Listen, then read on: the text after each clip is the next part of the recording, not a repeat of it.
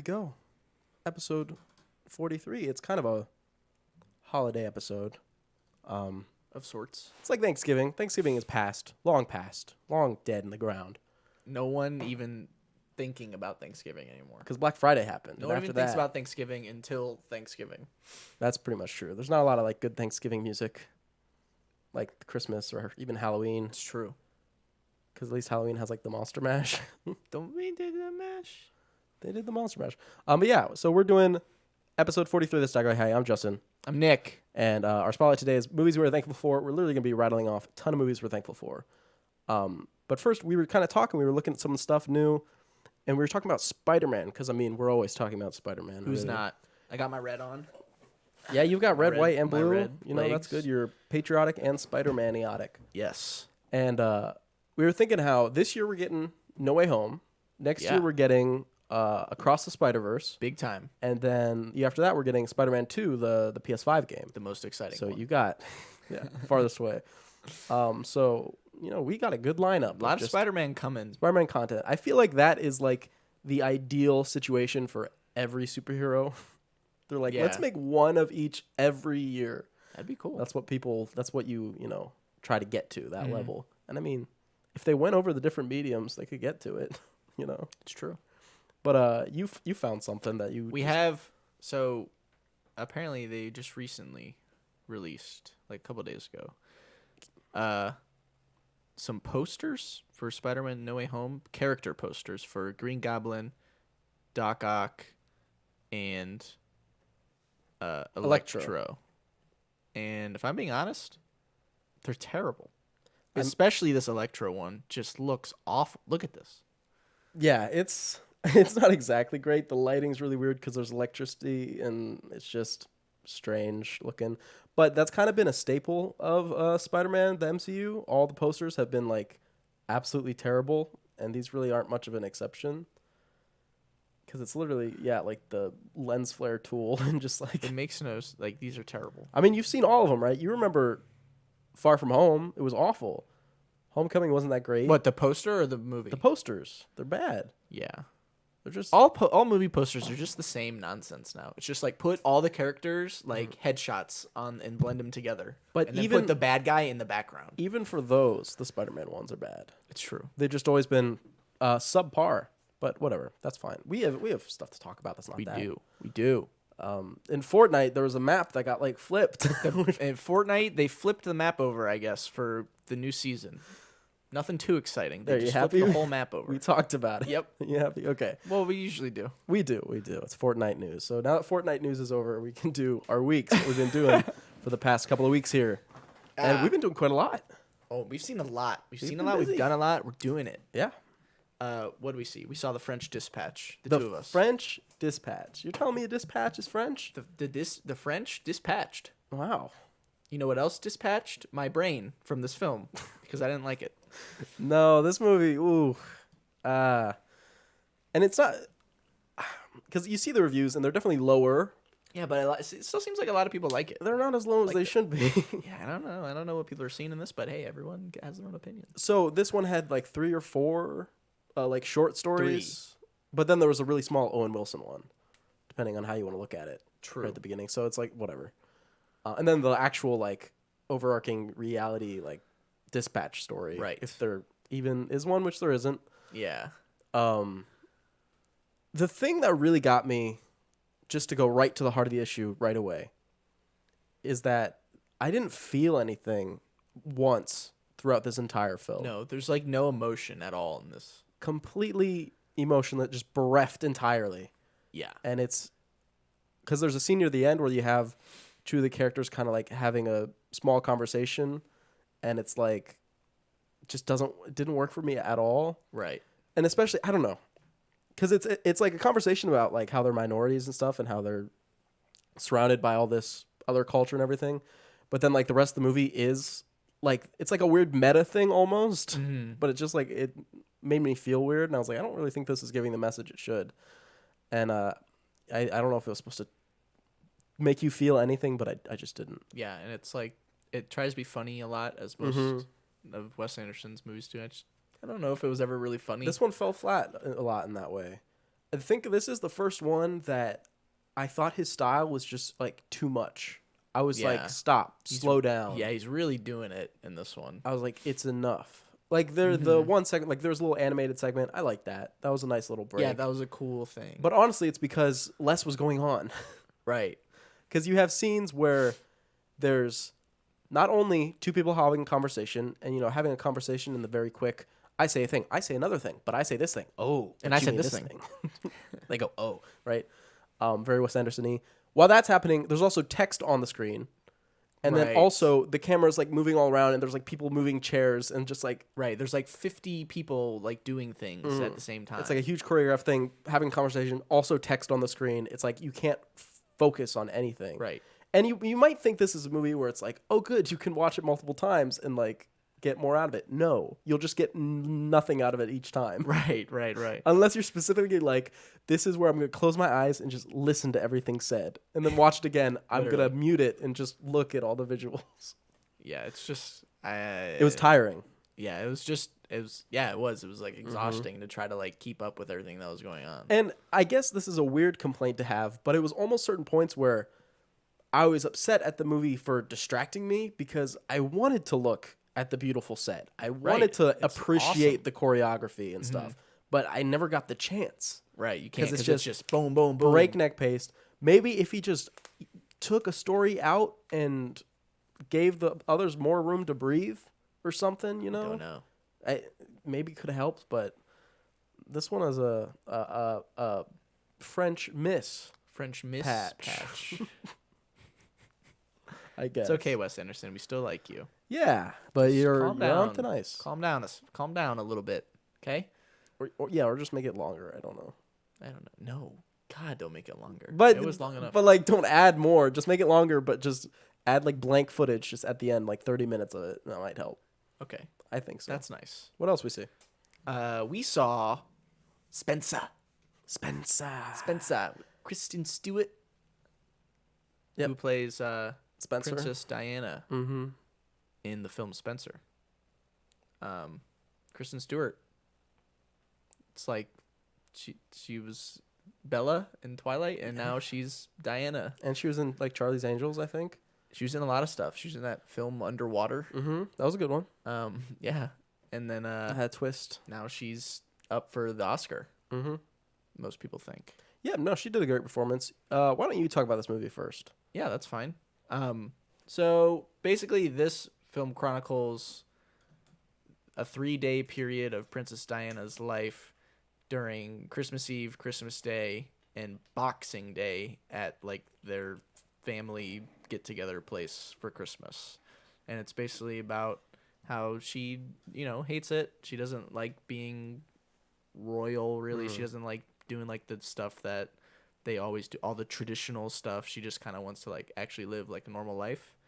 And she struggles with that a lot throughout the film.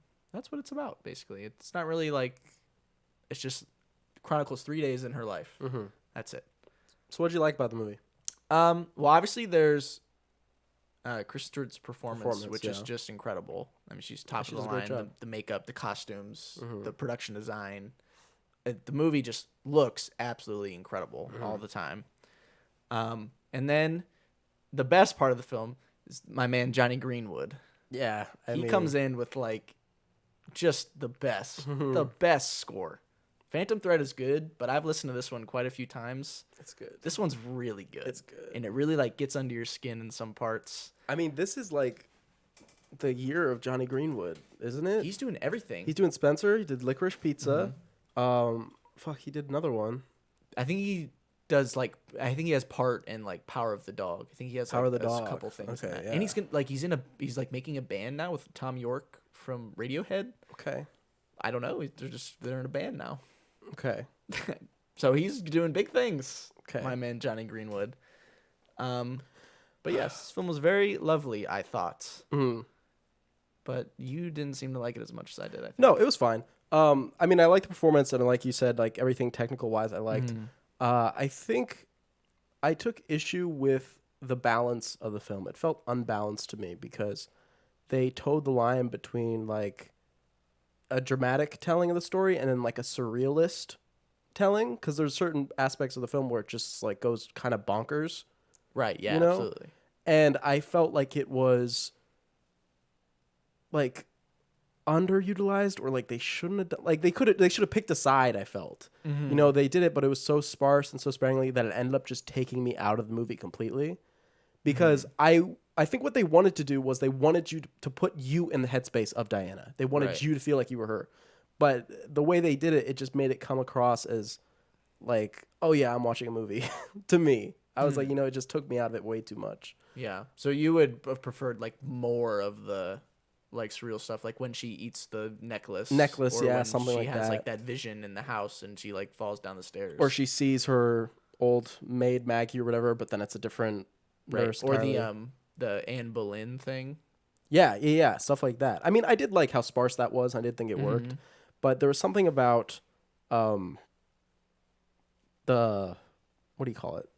Just the balance of it, like between before and maybe even like it more if it was not there at all. Interesting. Interesting. I guess because they have it as it's Diana. It's not about the royals. It's not Right, it's about her. It's about her. It's all her. So I get the choice. And if they would have done any more, she would have just come off as like actually just deranged, I guess. So maybe that's why the balance is the way it is. But it's just all this to say it took me out of the movie each time, and I wish I could appreciate it, but I didn't. And of course, it's me. I feel like I'm almost the target audience for that sort of aesthetic, but it just didn't work for me. Interesting. And I could also say a lot of the writing for basically every character that wasn't Diana felt like transitory. It felt like if that's I don't think that's the right word to use, but it just felt like this is what he has to say to get to Diana's next scene.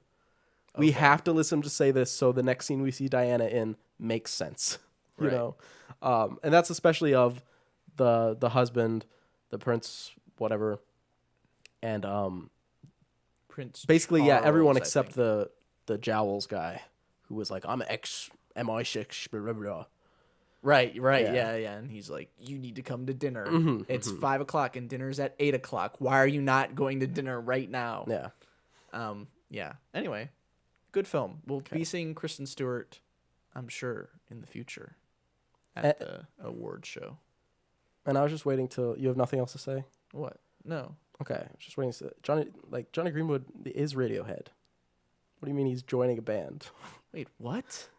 He's like the lead singer, like keyboardist or whatever. No, that's not true. Okay. Really? Just like what's his face? Atticus Ross and yeah. And 9 Inch Nails and everything. Wow. See, I didn't know this. Pretty sure you did. I don't think I did. Because think obviously I would have said that. I think we talked about it like 3 episodes ago. You were like, and Johnny Greenwood from Radiohead. And I was like, sorry. Just funny things I notice about you. The way my brain works sometimes. Because you made me second guess myself for a second. I was like, he's like the guy. Wow. Well, anyway, the two of them plus Are making a new other guy band. are having a new band called like The Smile or something. Yeah, that happens a lot because I think that even happened with 9 Inch Nails, I think. Maybe. Okay, wow. Interesting things about the psychosis of me. I don't know anything about music, so. Right.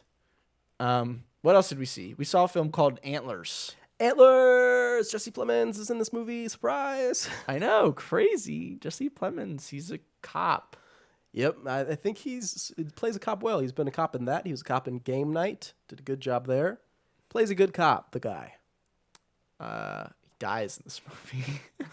Well, what is Antlers a good movie? he starts to die. He gets the first premonition of death, but he doesn't die yet. Yeah. No, it's not. It's not really good. It's not good. It has like a solid core. Mm-hmm. If I had made this movie, I'd be like, you know what? Okay, I did okay. Yeah. They shouldn't be ashamed. No, absolutely not. It's weird. It's weird talk. It's like, what is it? There's a kid, and his dad is like a meth. He's Walter White. Yes, except he uses the product too, I think. Yeah. Yeah. And they like cook in this like weird abandoned building cave thing. Like a mine shaft or whatever. Yeah, and they get attacked by the Antlers beast. Like a Wendigo. Yeah, the Yeah, it is Wendigo. Wendigo. And he gets like implanted with like the spirit, and he's like crazy orange man now. Yeah, he gets all like feral and he's like on all fours. He's going like, ah. And so the kid is just like kind of taking care of himself while his crazy dad is like going crazy upstairs with his brother. Yeah, and his little brother because he infected the little brother too. Right. So they're both like demons now, kind of. Yeah, the little brother is like fine, weirdly enough. Yeah. Well, except for that one time when he's like Yes. throws up black everywhere. Yeah, yeah. But that was like right before the end, so. That's true. But yeah, the dad goes crazy. He ends up completely transforming into like this big. If you've seen a Wendigo, it's like a big beast with like a deer head with antlers, deer head skull with like antlers coming out. Right. And it's all big and It's pretty scary. creepy. Yeah, it's a design that it is like the Wendigo. It's like a legend or whatever. Right. And the design of the creature, Really awesome. it's like cool. It's really cool. Good puppeteering going on. The transformation sequence and everything, I thought was really solid. It was really neat. Yeah. The antlers like come out of the mouth and like stretch out. It's like It's pretty interesting. it's pretty nasty, but that was cool. But is that's nasty. about the only cool part about the film. Yeah. We have what's her name? Carrie Russell, is that her name? Sure. And she's like the main character. She's a teacher. She's a teacher, and like the kids in her class, she's like, I need to take care of him. And here's, I guess, where I can get to like what I think is the main issue with this film, and that is that the actual plot doesn't seem to have like a message behind it, like a substance, like a subtext. Mm-hmm. It just seems to be like, this is the plot, because they really seem to set up Right. Yes. the Wendigo thing being like a kind of metaphor for like child abuse, like specifically like sexual abuse, because her character seemingly had dealt with that in the past with her own father. Right. There's a lot of weird stuff. But that just doesn't translate when you try to do it. Like the Wendigo is this, because like you think about like the dad, got taken control of, and then the little brother did. And then the end of this movie is how does she kill it, with like a pipe or something? Yeah, she like stabs it in the heart, because he had to like destroy the heart or whatever. She stabs it, and then it's like it's over. And then the little brother like starts transforming, and she's like, "We have to kill him. It's too late." Yeah. And when you think of that, like in that context, it's like, what kind of you Right, can't yeah. put that into the film unless the filmmakers have some really weird beliefs. Right. You can't like make that metaphor work. And I felt like they could have done something there. Right. Like, But maybe it's just us like reading it like that, and they just had no intention of that being like a thing. that seems so impossible. Why even have her thing? It's like I was agree. abused. I agree with you. Or maybe But like we're I'm saying, actually that's a weird overlooking choice. it, and there actually is a connection, and we're just like not smart enough. Maybe we'll just have to check out Antlers again, part 2. Antlers too. There could be technically. Um, Honestly, the whole time, because at the end, Jesse Plemons' character also gets infected, but it's like the last scene. It's like he got infected end movie, Right. He's like, which makes you think that you could tie that back to the thing, because they have a whole conversation where he's like, "You don't know what Dad did to me," and like, Right, you yeah. know, you weren't there, so it's yeah, now he's the Wendigo. abuse. Right. It's very, very strange. And I see the idea there, and I think it really works. The is idea cool. of this legend that like, oh, people have heard of but nobody believes. It seems like a perfect analog for that kind of thing. It's like a hidden secret or whatever. Right. But it really just falls flat. Movie had a lot more potential. Yeah, they Really did. just- Yeah, they tried their best, but they just didn't get into it enough. And I think my favorite scenes outside of just the transformation or monster scenes was most of the scenes when the leading lady was speaking directly with the child actor. Yeah. They like get ice cream or whatever, or just have a little talk. She did really, really well in those scenes. It's true. And the kid actor's not terrible. It's not terrible. He's not like super amazing. No Brooklyn Prince. No, here. Brooke. Oh, not even close. But not like, oh, I can't watch this movie. The kid is so bad. yeah, it's not there yet. Anyway, Antlers, not great. Anyway, we saw another film, Titane. Finally, well, you I saw saw it a while a ago. long time ago, and you said, but you didn't want to talk about it until I saw it. Yes. So officially, I have seen the film. So the thing that you didn't know of, I remember when we talked about the podcast, because I'm pretty sure you said you knew nothing about it. I don't know anything about The that. thing that most people knew going into it was it's the movie where a woman has sex with a car. That's what most people went into it, and that was their knowledge. Right. And yes, that is this movie. It happens. Do you remember the main character's name? Adrian? Adrian. That sounds right. So Aid, I'll just call her Aid. That makes me sad. she's like, she is like a dancer or whatever.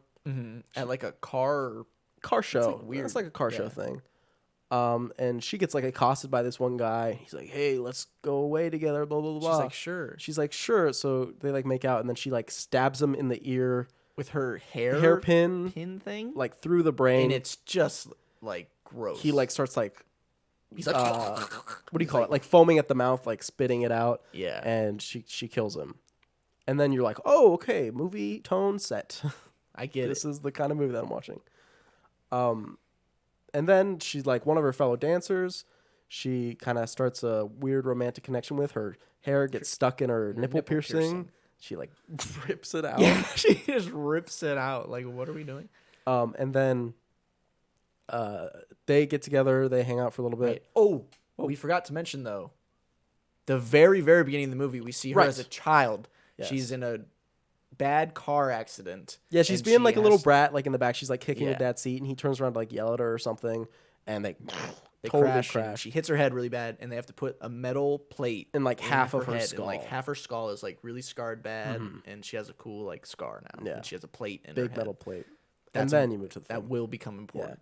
Also, right after she gets out of the surgery, she goes up to the car and she kisses it. Right? Yeah. She's like, I love this car. Yeah.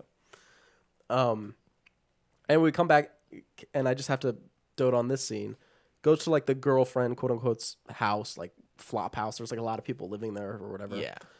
And they start making out, and then she just kills her. She's like, "Yeah, I'll just kill Yeah, her."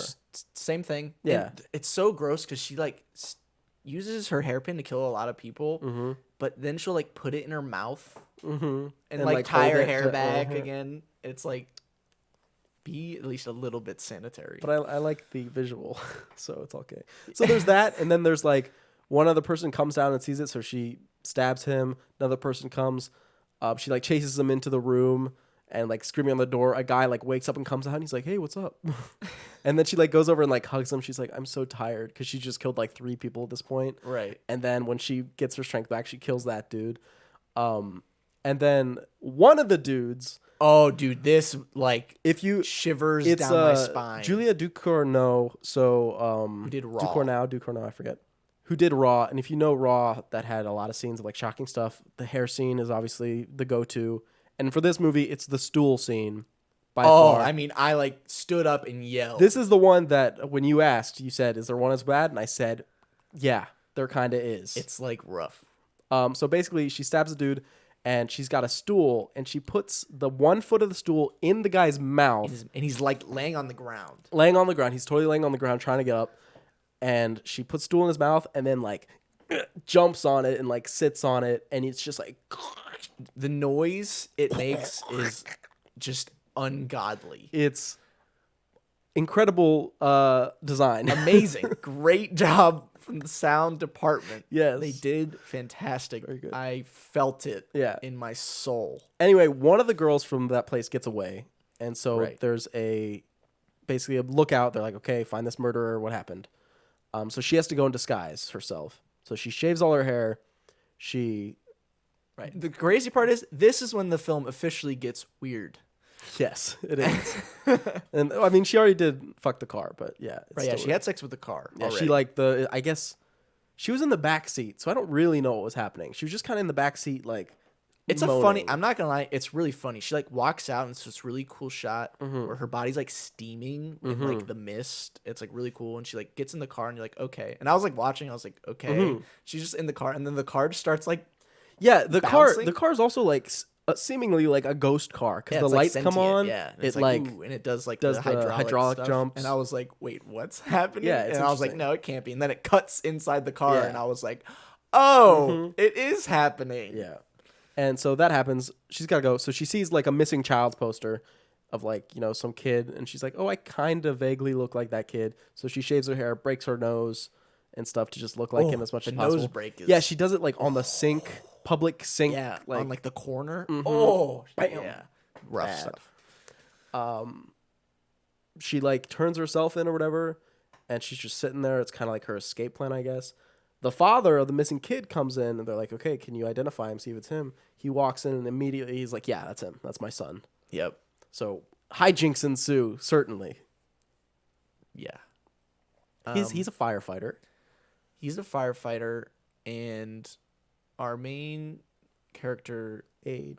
Aid, is now getting, she is pregnant Yeah, she's getting with more the pregnant. car.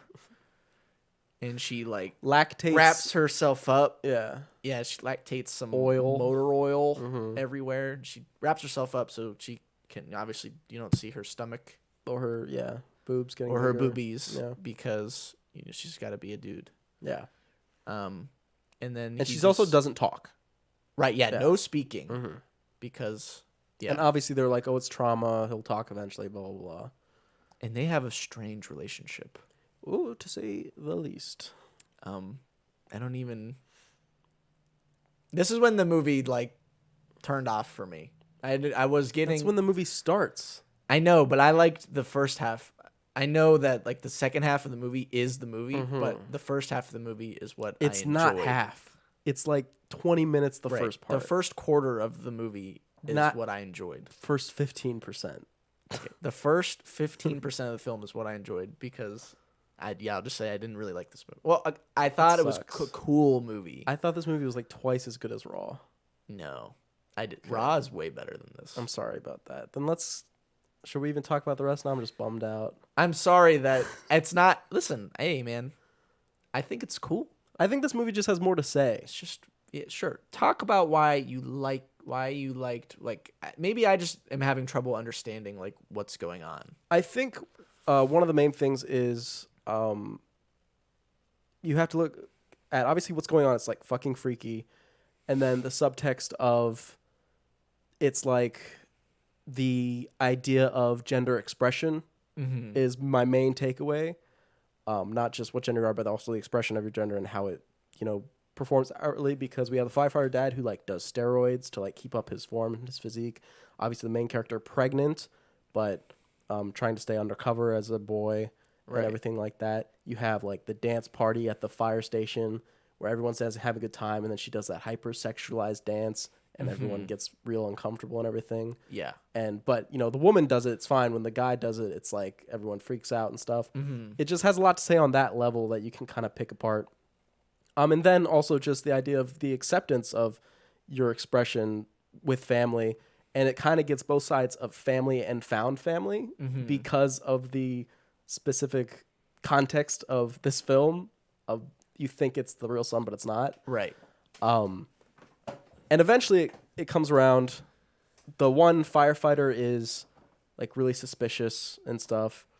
The mom ends up coming over one time and literally sees her unwrapped, pregnant, and she's like, I don't know who you are. But I think she says like, but take care of him. Right, yeah. Because he needs this. Yeah, he's like really messed up. He's crazy. When he lost his son, he lost everything, you know? And even at a certain point, you find out the dad knew but didn't know. Right, yeah. He was just so in denial that he was willing to accept it. And it isn't until the very end of the film where she gives birth to her son, daughter, I'm not sure. A car baby. Car child. Yes, I think it's half human, half like Dodge. Half Dodge. Yeah. This was the one thing that kept me going through the film. Was seeing the birth. That she was pregnant like the whole time during like all like the dad daughter stuff, dad son stuff. It's like I was like, okay, I'm not really into this, but the fact that I knew that she was pregnant with a car baby, I was like, well, I gotta know what happens. Well, that actually is, I think, was the perfect choice because it gives the movie enough time, because it's like 9 months. It gives the movie enough time to have all of these scenes of connections with her and her father, her in the community, her in the workplace, whatever, while also keeping the stakes high because it's a time bomb, Right, yeah. There's parts when like her stomach like rips open and it's like silver and it's like, what? So I think it's a way that the scenes can be slow paced because it's not, it needs to happen now. Right. It's got 9 months. You keep the slow pace, but also keep the tension. And I thought that was a really just good decision, especially if this slower, really fast start, slower burn from then on movie was their intention. It's the perfect device. Right. Yes, I agree with you. But I think you should just watch it again. Maybe. I mean, I would watch it again. Or just skip the first part and then just be like, okay, movie starts now. But I like the first part. I like when she's killing everybody. Yeah. Okay. Maybe this movie's just too weird for me. Maybe. I don't know. But I feel like I'm not. I feel like I like weird films. Mm-hmm. But I don't know. This one just kind of left me feeling weird. I think the part that you have to the part that I had the most trouble with is the beginning, because it's wrapping it around to the whole film. Because obviously, when you're watching it, you do end up kind of rooting for Aid, because it's, it's a, what's the word? Rehabilitation, almost, in a way, of this family that seems to actually love her. Other family, while they gave her a lot, did seem kind of distant and aloof. Also, she burned her family to death, by the way. Right. That is the thing that happens. Yes. So you have to try to reconcile that part with the end, because what does that mean? Her killing everyone around her and, her family. Is it she killed everyone around her, his family, or is it these bridges have been burned because of like who she is or whatever? However you want to take that, it's however, like I said, you just have to reconcile the beginning and the end with those two parts. What does that mean? And I think you can come to a few different conclusions. Because I kind of flipped it in a weird way, only because in my viewing, Aid is like a victim of everything around her. That it was almost like the killing is just like a flip of it. Like, it's really just being like disbanded, but in her mind, they're like dead, But it's like, didn't accept her. Okay, they're dead to me. They're dead to me. Whatever, Being outed at a party or something, it's like, oh great, they're dead to me, Right. And then when you hide yourself or change yourself, you find acceptance, whatever you do, eventually. I don't know. I would love to see it again to really pinpoint all these things, but it gave me a lot to think about. And of course, then there's drug parallels and stuff like that too that you could go into. It doesn't just have to be about like gender identity, even though that's where I land with it. Right. I agree.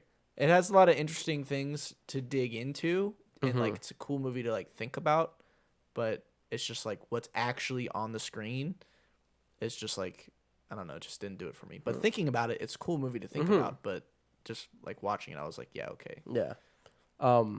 But you just saw it at home, or? Yeah, I had to watch it at home. I got to see it in the theater, so that was nice. That probably added a little too. I'm sure it would be cool to see it with like a bunch of people in a theater. I only saw it with two other people, and one other person was the person I came with.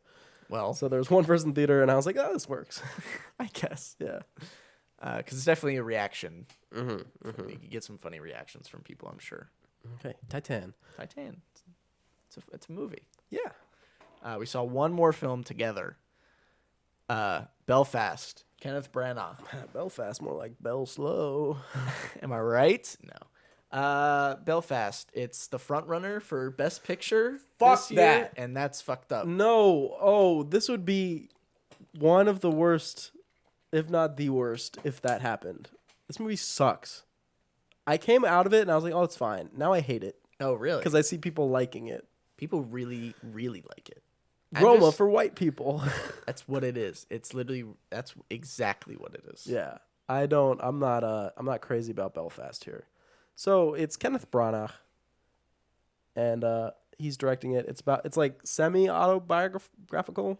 Like it's It's like about his like memory of when he was in Belfast and his family leaving. Yeah, and there's like all those like during the religious disputes, Protestant, Catholic, like religious thing. I'm not sure going what's on.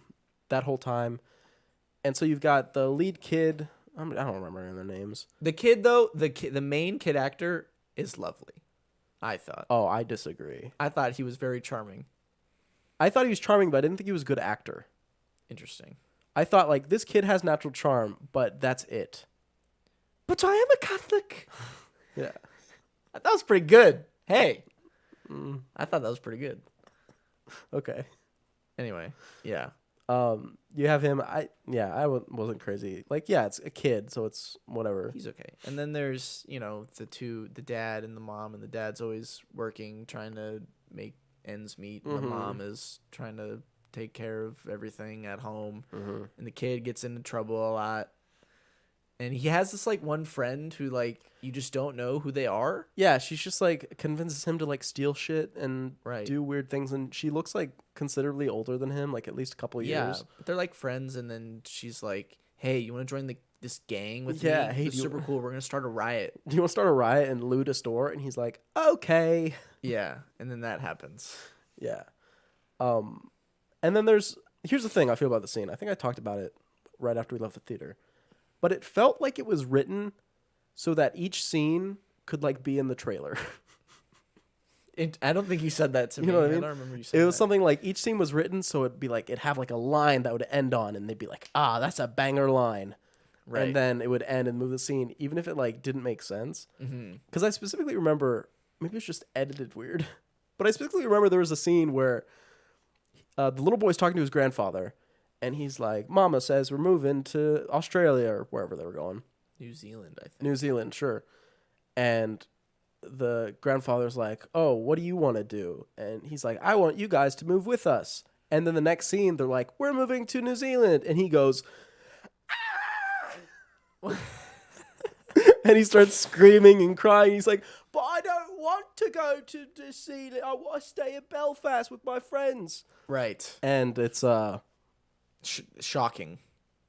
Shocking change. it was weird. It was like it I literally. agree. That threw me off too because I was like, it didn't seem like that's the way he felt about this. It seemed like he thing. was like, "Oh, I'm kind of bored with my one friend." He's like, "All my friends are here." Only talks to one person. Literally, and it's like you walk outside and there's like a barricade on your in your neighborhood. Legitimately though, he talks to the one friend who's bad. He has the crush, but they talk like once. Yeah, they don't really talk. He's just like, "You're cute. Here's a," what's he give her, like a flower? Yeah, something like that. And she's like, "Thanks." And then the rest they just like run around and whatever. Right. Doesn't do a good job of being like, "Oh, there's a He community." tries to here. sit next to her in class by being smart, but he ends up being too smart Yeah. or too Or dumb. she's too dumb. Right. Because she needed to bump up to 1 so he could be 2. But instead she got bumped to 3. Idiot. Dummy. Stupid Do your kids. multiplications. Damn it. There's a older brother character who does nothing. Older brother. Right. See, literally, boom, point. And then the climax of the film is just ridiculous and stupid. This is dumb. It's so she's like, "Hey, do you want to go join a riot?" And he goes, "Okay." And they join the riot. They take like Cereal. I thought it was like cleaning pads. Oh, I thought it was cereal. It might be either. I don't know. For It's some a reason, box of something. I thought it was cleaning pads because it was like he was getting it for his mom or something, Oh, and that's why he took it, because that was like supposed to be the "see he's good" or whatever. okay. And he took that, and then they're like, "Cool," and then they go home and they're like, "Where'd you get the cereal / cleaning supplies?" She's like, "No, you didn't." And he's like, "I got it from the riot." And then she goes, "We're going back into the riot right now where people have guns and are doing things." And she drags the 2 kids back into the middle of the store that's being looted. There's like Molotov cocktails being thrown. Yes. And she's like, Glass everywhere. it's like the shelf is just destroyed. She's like, Put it back. Put it back. And he's like, on the ground, like, And but then the guy comes and he's like, "That's not what we're here to do. Don't put it back." And then he's like, he pulls out a gun. He's like, "Come with me." And it's like the main antagonist guy that was trying to convince the dad of their family to like fight against the Protestants or Catholics or whatever. Yeah. And he comes out. He has his family hold hostage with a gun. The dad just like kind of runs out there and is like, and so does the older brother. And they're just like, "Oh, there they are." And a Right. big opening just opens up between them. And he's like, "I'm going to shoot your family." And he's like, "No, you don't." Then he's like, "Son, pass me a rock." And the son like throws him a rock. And wait, yeah, he passes him the rock and the dad throws the rock. And then the mom like dodges out of the way of the gun. And then Yeah. he drops the gun and the dad like does something. And They get away. I just remember watching it and I was like, you have a gun, he has a rock, and you lost? Yeah, the scene is hard to understand. It is. It's edited weird. And when it happened, I was like, okay. Because at first it looks like he literally throws the rock and hits the guy's gun out of his hand. Yeah. But it's actually because the mom shoves him, Yeah. It's just weird. gets it, I think. But And then, yeah, that happens. And then they're like, okay, we're moving. and then they're like, "Bye, little criminal girl." Yeah. And then the movie just ends. Yeah. It's not. There's nothing really going. There's nothing going on in this film. Old people, they loved it. The old people in our theater, they were loving this film. is just a great year to be an old person. It's true. All of these films, I feel like old people are just eating them up. They're loving them. That's so good for them. So good year for them. Great for those people. Belfast. Literally my not for us. Letterboxd review for this movie. It's good for old Yeah, people. right. Yeah, good for So, old yeah. people. Please, I hope this film doesn't win Best Picture. That would just be. I will sad. start a petition to get it struck from the Academy's Would that be records. worse than Green Book? Yes. It'd be bad. I think one of the other things that just failed, one, the soundtrack. What? It was like rock music. I don't even remember. Not the score, but the soundtrack. Like it was like rock music and like 80s songs, I guess. And it just felt, I don't know. It's just like, yeah, it's the 80s, so put the rock music. Right. I was like, that's stupid. They had it starting in modern day Belfast, I guess, or somewhere. Right. Yeah. It was. I'm assuming. Right? And it was like color. And then when they went to the street he was on, it was all black and white. Right. And I was like, okay, whatever. Know how to use that tool in like Photoshop. Good for you. It was fine. It was fine, yeah. And I don't know. I guess it just felt like a bunch of people wrote the scenes independently, and they were just like, okay, now just shove them together. And the whole thing with That's fair. I really felt like the whole father's storyline with the guys being like, hey, you should help us kill these people, should have been like doted on more. Like there didn't feel like a sense of danger, even though people were literally like dying all the time. Yeah. I didn't feel like any danger. And I get if it's from like the kid's perspective, he's like, oh, the world's fine. Mm-hmm. But I still feel like they could have like strung it a little bit more. Mm-hmm. I don't know. Belfast. Thumbs. Like Belfart. Thumbs down. Belfast. Hell. Cats. Anyway. I did some things by myself. Okay. I played some games, some video games. I played finally the Iki Island DLC for Ghost of Tsushima. Tsushima. Really, really great. I've talked about Ghost of Tsushima, the game, before and how much I liked it. The Iki Island, really great. One of the better DLCs that I've played. It's a fairly big area for a DLC, which was cool. It's obviously like gorgeous. I took some really awesome screenshots. It just looks amazing. They add some new mechanics, like you get some new abilities, which are fun to play around with. And the story is actually really interesting. It's like going back to where his father like murdered all these people, and he has to deal with like his relationship, like the memory of his father. Like he feels like he's responsible for his father's death, and you know he's kind of going through that, and he gets like poisoned by like the main bad guy of the story. And she's like poisons him, and she like infects his mind, but it's like not actually like magic. It's just like him like thinking that because the poison is like messing. So like the whole time you're like playing the game, you'll just be like walking in the open world, and you like enter a dream state out of nowhere, and it'll be like, you're the reason that your father is dead, you stupid piece of crap. Yeah, okay. And he's like, That sounds cool. yeah, it was cool. It gives the character more to do. Like, you know. There's a lot of cool stuff like that, and obviously they added new like little cute things, like how there's the fox dens and there's animal sanctuaries in this one. There's monkeys and cats and deer.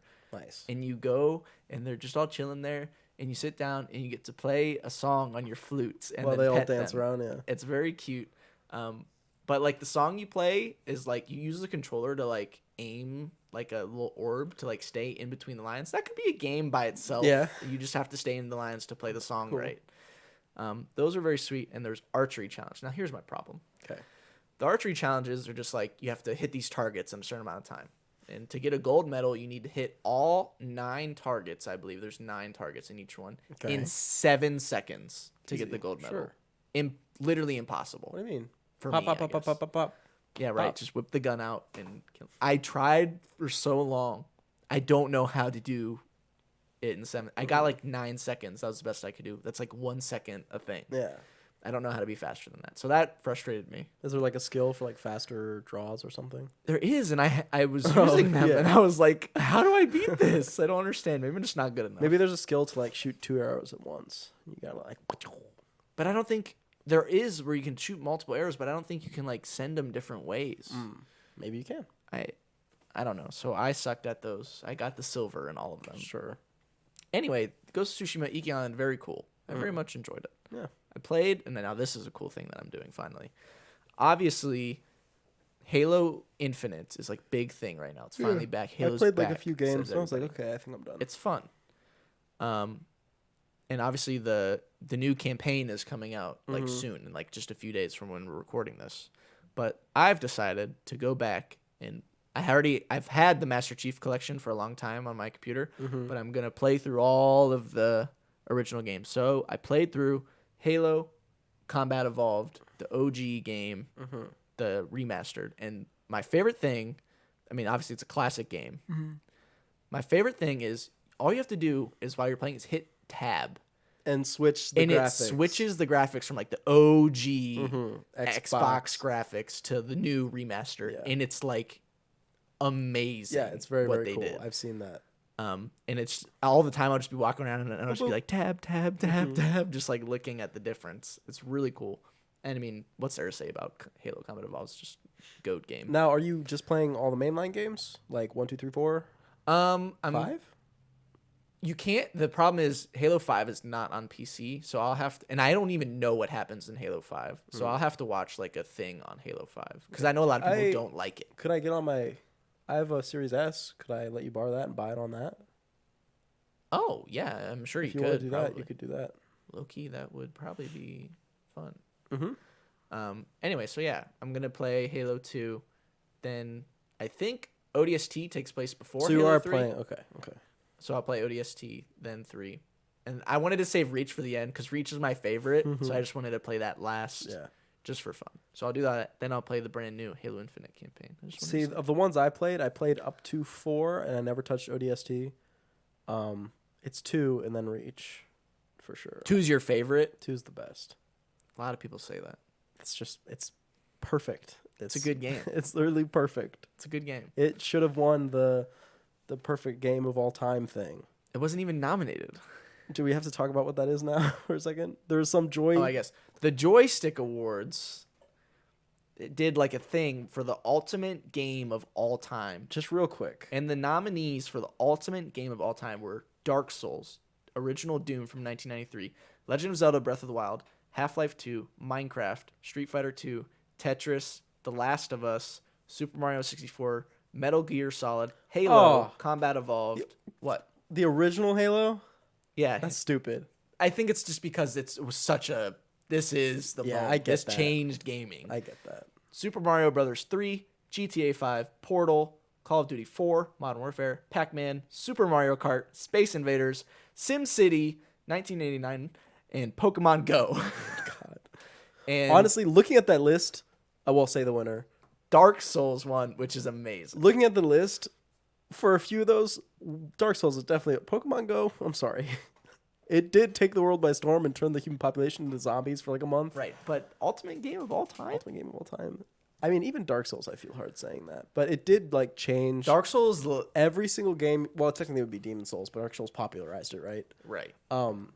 But when you see its echoes of, like, the body drop, go to your body, collect your thing, which I'm sure it's not the first game to do that, obviously. Right. But just, like, of it to really blow up and every game starts doing There's it. so many things that take I would from say Dark Souls. it makes It's so sense influential. that the most recent game that was proportionally also, like, the most influential makes sense that it won. Right. You know, because I don't see people going back to be like, oh, yeah, Pac-Man really changed the game, didn't it? Right. I don't see people saying that. Pac-Man just, like, what an influence. But Half-Life 2 could have also been there, but of course it's, like, still much older, but it did a similar thing of just, like, graphics and AI and stuff like that. Right, yeah. So it still looks great. It does, I yeah. mean, that game's really cool. So, yeah. Good job, Dark Souls. Awesome. Very happy. Okay. Anyway, I played Combat Evolved. Yes. Now I'm going to play Halo 2. Cool. The best one. Right. We should co-op it. Can we co-op it? Is that possible? I could play as Arbiter. Do you have the Master Chief Collection? Mm-hmm. Well, probably then, yeah. Let's do that. Okay, bet. Cool. That's wonderful. Yeah. And I started another game. Mm-hmm. I've always wanted to play this game for a long time. But finally started it. Cuphead. Oh, cool. Um, Game Pass or whatever, or just bought it? it was on sale for like $10, Yeah. so I was like, cool, I'll buy it. Obviously, Cuphead's like a cool like retro cartoon, like '60s cartoon Platformer, platformer, like shooter kinda. running gun type, really hard. The thing is like this game's really hard. I don't know if that's a whole only thing. But I mean, yeah, the art style is really cool. The music is awesome. It's basically the Dark Souls of platformers. Oh, do you see that? Oh, hey. That's such an annoying fucking take. I hate it so much. People say it's the Dark Souls or something, it makes me want to punch them in the face. I had a whole conversation about that, like literally the other day. Yeah. Which side did you end up on? I like agree but disagree. Well, it was more like My fist is up. it was more like Dark Souls' difficulty is like overhyped, which it kind of is, I but would it agree. also it is still a very hard game It's for like the first time I you play think through. it was hard in the same way that Shadow of the Colossus for you was hard. Because you just don't get it yet. Right, but that isn't that with everything. You just have to get it. Well, right, except for like the things like shooters, which are just have been streamlined. And your shooter plays one way. L2 aims the sights. R2, you shoot. You know, Right. That's just how it goes. R1 is like your grenade. L1 is like an ability or something. You know, square is reload. You don't change that shit. Imagine a game came out. They're like, oh yeah, R3 is reload. It's like fuck Right. you. Yeah, okay. It's true. But I've only played I think I've beaten like the game is basically like a boss rush. You just like walk around and you just fight all the different bosses. And there's like a couple like side scroller some like levels in there, levels yeah. that I've played through that are cool. And so far, I'm not gonna lie, I'm kind of dogging this game. Not hard, baby game. Well, right. I honestly had never heard anybody call it hard. Really? Yeah. I've seen things where it's like Cuphead. It's the hardest. I It's think- harder than Dark Souls. I think that's a meme. That Is it? might be a meme because you can look up right now. You need to Google it right now. I'm googling it Make sure it sounds off. right now. But look up just journalist Cuphead and look for videos. And I just want you to watch that because there was this journalist, and you could just start playing it while I'm talking. this Whichever one. It's probably or no, not that one. Look for the one below it. I definitely think one? No, The top short right one? above you. This There you one. go. Yeah, look for that one. Cuphead Yeah, destroys play it. video game journalists. And so But no sound. this was a journalist that was told to review the game, and this is him playing the game for the first time right here. And He's learning to duck. so he's learning to dunk, he's learning all the Jumping, things, and so dashing. you're about 5 seconds into the game, and Oh no! Oh no! so I don't know if this is a meme that you've seen because I know there are difficult parts of that game, but I've never seen this might be the thing that it's so hard because people see this clip, and this is like in the defense because people always get up in arms. They're like, oh, the journalists are How long does this? like 5 minutes or so, and so people complain like it actually is like 3 minutes. Yeah, it's like 3 minutes he's stuck there. All he has to do, if you've never seen the video, you should look it up because it's like infuriating. All he has to do is jump on a block and then do like a double jump and dash. So it's like, AAY or whatever. But he can't do. But he just can't. How do can it. this guy be a video game journalist? Well, right, that's what people say, but really it's just journalists who they're like, hey, you need to do a video game. And it's just like a normal journalist who just went to journalism school Right. and just happened to end up with video games. But I'm glad that you're enjoying it. It's very fun, and I mean, it is hard. I've died to the bosses a lot, but like, hasn't been a boss where I'm like, God, I can't smashing beat your head this against it. boss. I'm That's so co-op, too. pissed. He Yeah, it plays does have Mugman. co-op. I like Mugman more than But Cuphead. it's just a cool game, and the bosses are so creative and cool. Like I've fought probably like 8 bosses now, and like not one of them have been like remotely similar. Like they're just Yeah. really cool fights. And they're all based off of the art style is that old style cartoon Yeah, look, it's and so it cool. really accomplishes it well. Oh, it is so cool to like look at, and honestly, sometimes it distracts you and gets you killed. Yes, because you're like, oh, look at that. That's so neat. Oh, Yeah. Like literally there's this one boss that I was fighting. It's like and you're flying in a plane in it, and it's like a big blimp. It's got like a face, and it laughs at you. It'll laugh and it'll be like, haha, and it'll do like the cool like comic like haha, and it'll fly across the screen, and that will damage you. So it's like, oh hey, look, cool, haha. Cool. Oh, I just Dead, lost yeah. a life. I'm Right. dead. So there's cool stuff like that. But I'm looking forward to playing the rest of that game. Sweet. Maybe it is the hardest game ever. Maybe. That is all I did. Okay. I did some other stuff too. I saw some live shows, in What? fact. Ew. I know, it's so crazy. I went ahead and, well, I didn't do this. There were some tickets that were bought for people and people had to cancel, so I got to They scoop were up bestowed upon you. the tickets because they asked, like, hey, do you want to go to see a comedy show? And they told me the comic, and I was like, oh, I've never heard of her, but I've never seen a comedy show live before, so why not? Sure. And the comic in question is Eliza Schlesinger for her Back in Action tour. These tickets were bought like 2019 Wow. or so. Yeah. I think so. Maybe just 2020. But they were bought a very long time ago. That's big. And I got a little poster here for anybody just listening. But it wasn't just regular tickets. They were VIP tickets. No way. So I got a little badge thing that I had to wear. Wow. You might know Eliza Schlesinger from her Netflix specials or from Pieces of a Woman. She was in that for a little bit. And she had her show. And have you ever seen live comedy?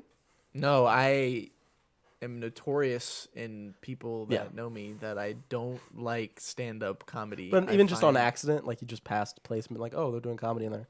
No. Okay. Me neither. I didn't think it would be worth it because I'm like, can't you just watch it on TV? And it's like, it's the same jokes.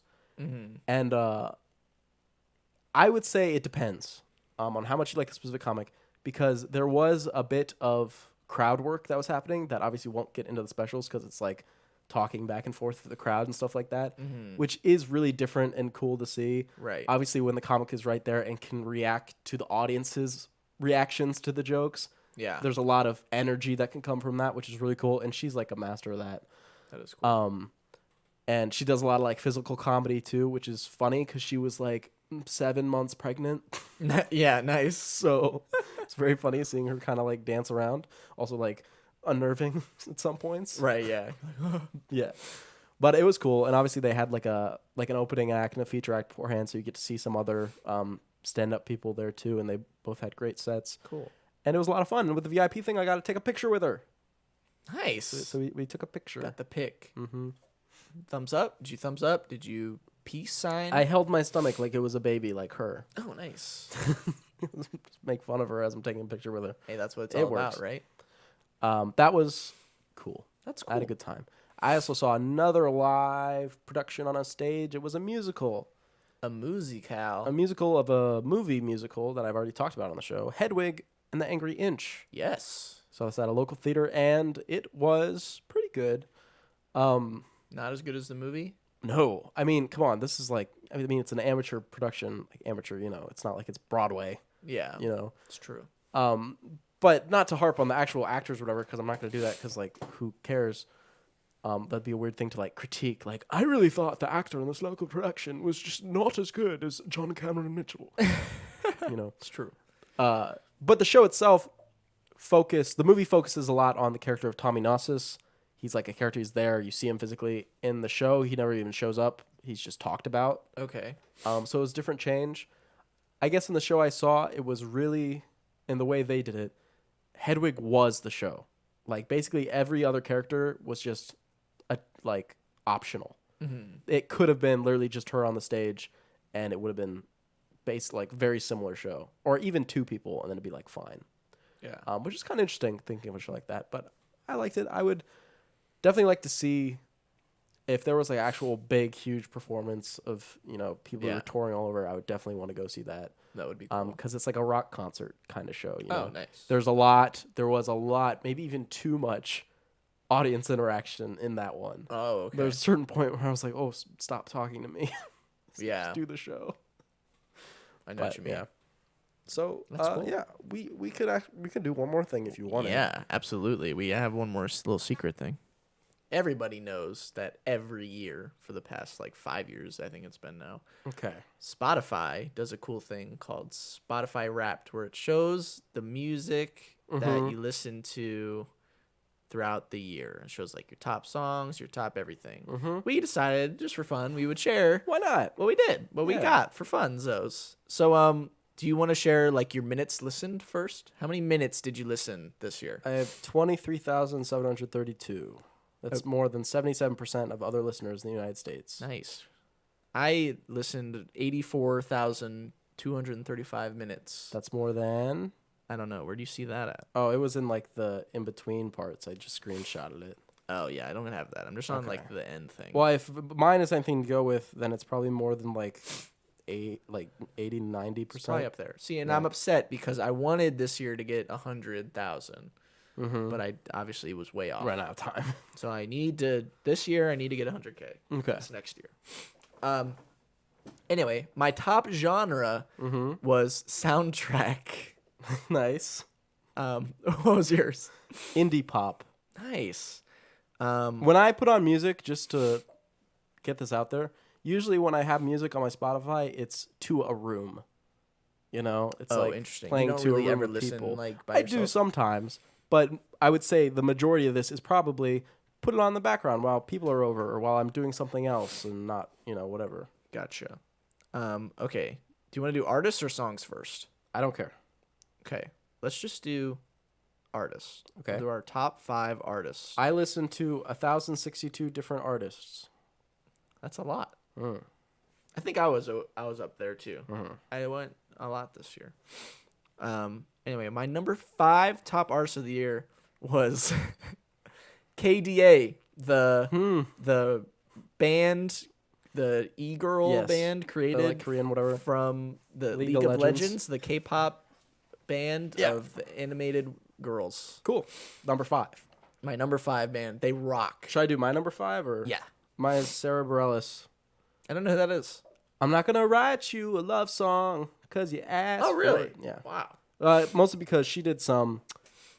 She did like Waitress the musical too. That probably counts in her things as well. Okay, very cool. My number 4 was my favorite band of all time. I can't believe they're only number 4. My favorite band of all time, Linkin Park. That's Wow, only that's 4. classic for me. Yeah. Only number 4.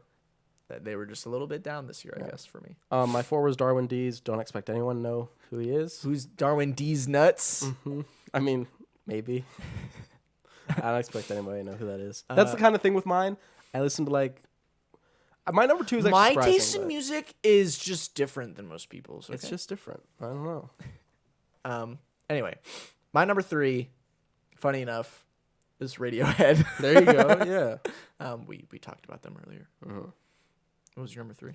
Yell, which is a French band. Oh, nice. Justin here knows French. I know French. I'm completely fluent, and I won't prove it.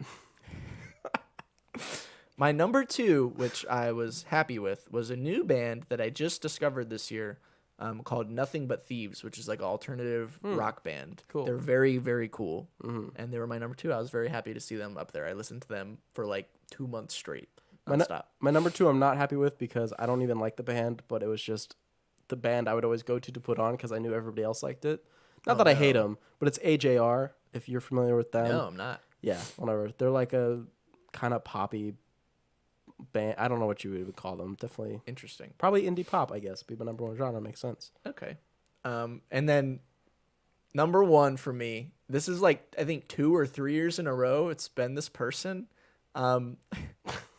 It's Hiroyuki Sawano, who's the composer for Attack on Titan, and among many other things. Yeah. But I listen mostly to the Attack on Titan soundtrack. That's why soundtrack's my top genre, and this guy's my top. Gotcha. So it's literally just him. It's just Covers him both of everywhere. those, yeah. My top artist, if you thought the last artist was Poppy, listen to this artist. This artist Taylor is Swift. Poppy. Poppy. I've heard of them. I like Poppy. Poppy's good. Poppy does like pop music and then like heavy metal. Nice. I'm a both big of heavy those. metal person. And like weird like scratchy music. I think metalcore was like my number 2 most listened to. Metalcore, and then there was another metal one. in My top last, 5. I know my number 5 was Broadway, and French pop was one of them too. Oh, nice. So yeah. Top songs? Top songs. My number 5 top song was Legends Never Die from League of Legends. Okay. Great song. They make songs every year for their world championships. Legends Never Die is a really good one. You should listen to it. Okay. Number 5? Yeah, number 5. It was Sex Paranoia. By? Goldie Boutillier. Wow, interesting. I think that is not a very well known song, but whatever. Okay. Now I'll just let everyone know my next 4 songs in my top are all soundtrack stuff. So my number 4, I'm very proud of this because this song is very long and It's funny because I listen to soundtracks, but never on Spotify. Oh, It's interesting. always on YouTube Music. It's interesting. They don't do Wrapped, I don't think.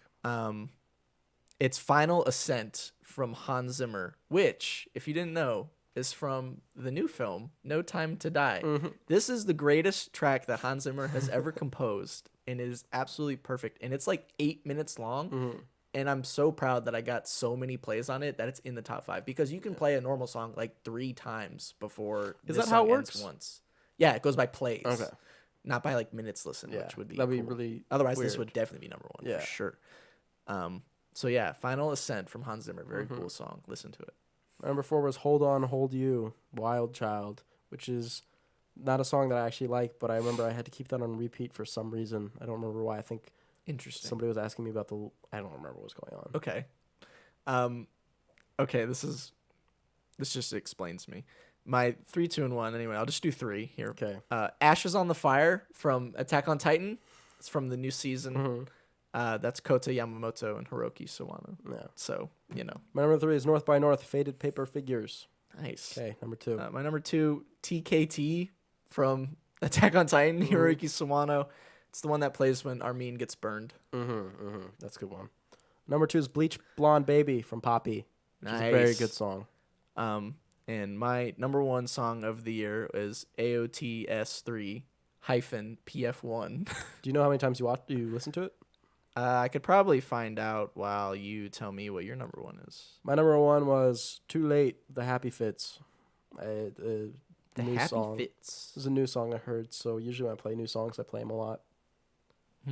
Interesting. So that works. Yeah. Do you know your audio aura? My audio aura. Let me go back here and see if I can. That was like early, I think. Mine's like halfway. My top music moods are bold and good vibes. Bold and good vibes. What do you think yours are? Something cool? I hope not. Do you hope? I listened to it 186 times. I listened to mine like 60 times, I think. A very reasonable 186 times, as is my rate, says Spotify. I only said 60 times. I want to listen to one song and see what Spotify Rap does for me. Here we go. My audio aura. Yeah, let's see. What is it? It is, if it would just show me. Show me. It's just you're waiting for it to go. Show me. Here it is. It is motivation and wistful. There you go. Wow. I think it's kind of funny that my audio aura, the colors they chose, are the colors of the Stagler. Oh, wow. Mine has kinda the purple interesting. of the Stagler, but then Yeah. I have blue. Yeah. All right, that was fun. Anyway, that was fun. We can do it again next time. Next year for the next lookout, I'm going for 100K. What was your this year. number 1 podcast? It's The Big Picture with Sean Fennessy and Amanda Dobbins. I listened to it, I remember 68 episodes for a total of like 4,700 minutes or something like that. I was proud of myself. Mine was the Stagler, baby. Oh, nice. Yeah. How many episodes? Oh, I don't remember. You don't I was remember? just like, yeah, of course, because it's the only one I listen to on Spotify. And I don't listen to it. I just check it and make sure it's okay. That's wonderful. Yeah. I listen to a lot of podcasts. Okay. Anyway, we did it. On to the news. Time for the news. Time for the news, guys. Next, we got some sad news.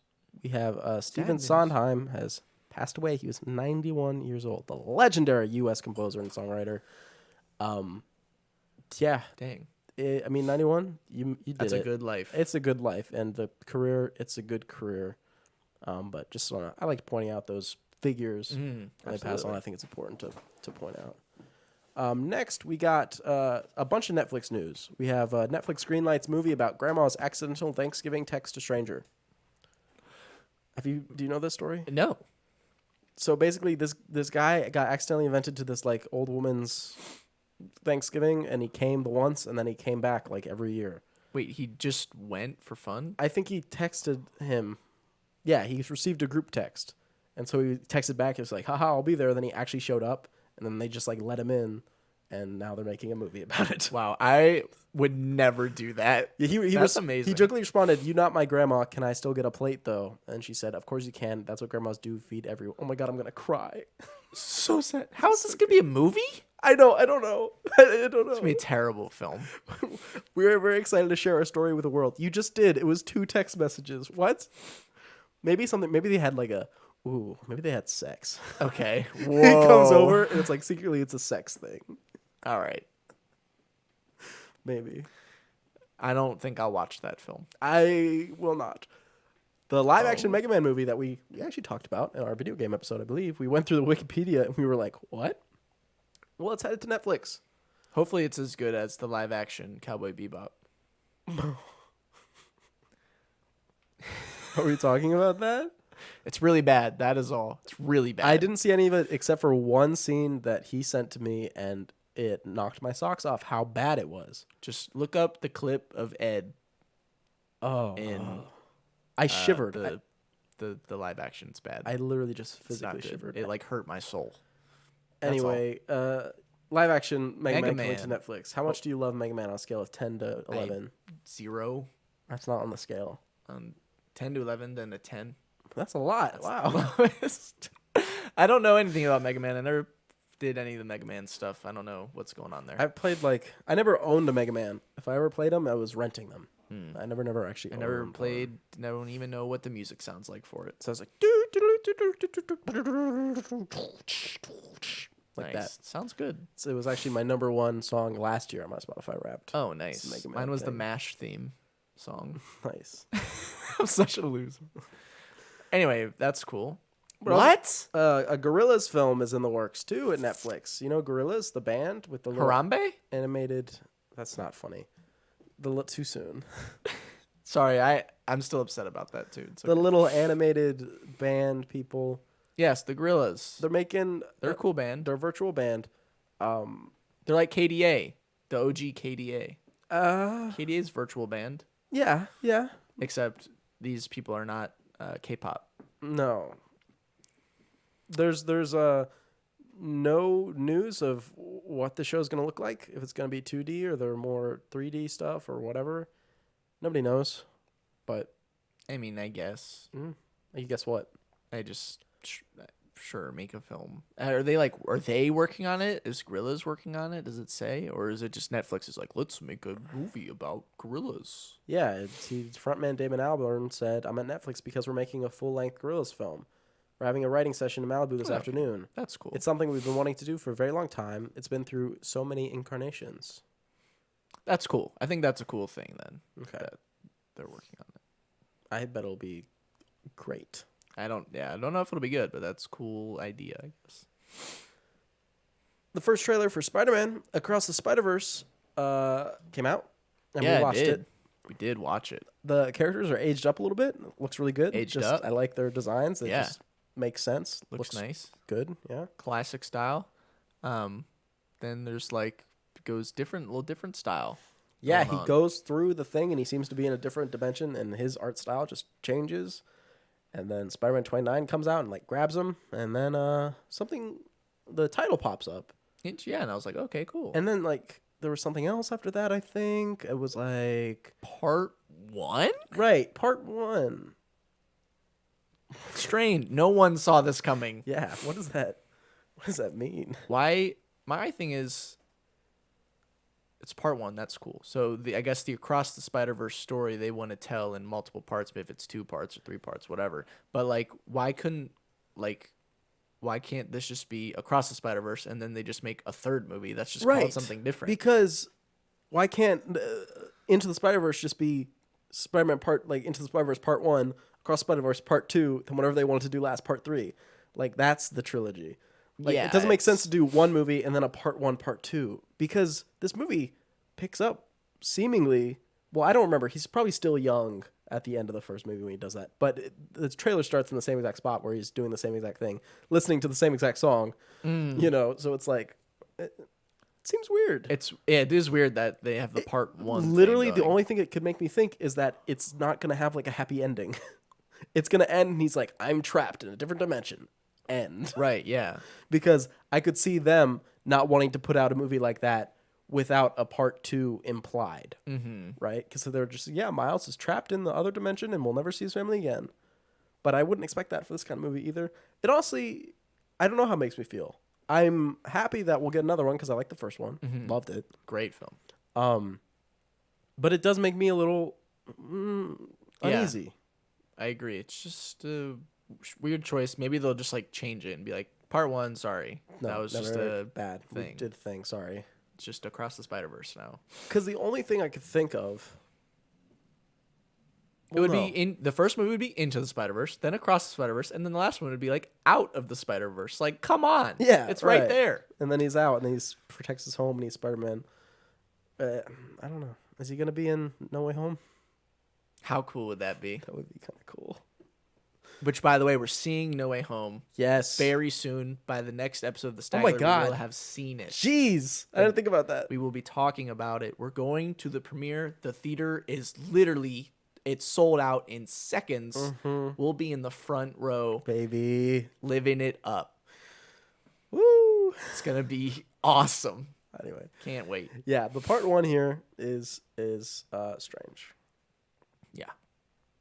Nicolas Cage to star as Dracula in Universal monster movie Renfield. Nice. It's going to be Nicholas versus Nicholas, as Nicholas Holt is opposite of Nicolas Cage. Oh, nice. Like Nicholas Holt. Yeah, so Nicholas Holt has an advantage because he has an H. He actually has 2 H's. There's the H in Nicholas and then the H in Holt. So he has a little bit of an advantage there. But it's cool. I mean, Nicolas Cage Dracula? Love it. Nicolas Cage can do anything, so he can play any role. So that's wonderful. It'll be very cool. I gotta keep up with the old Cage Meister. The Cage Man.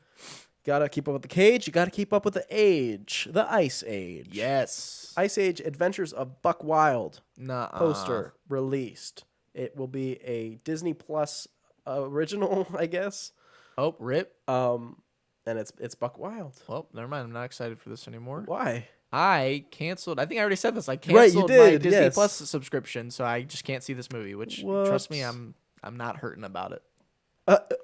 I'll pirate it on the internet illegally if I have to. Allegedly. I Ice won't Age do Adventures that. of Buck Wild.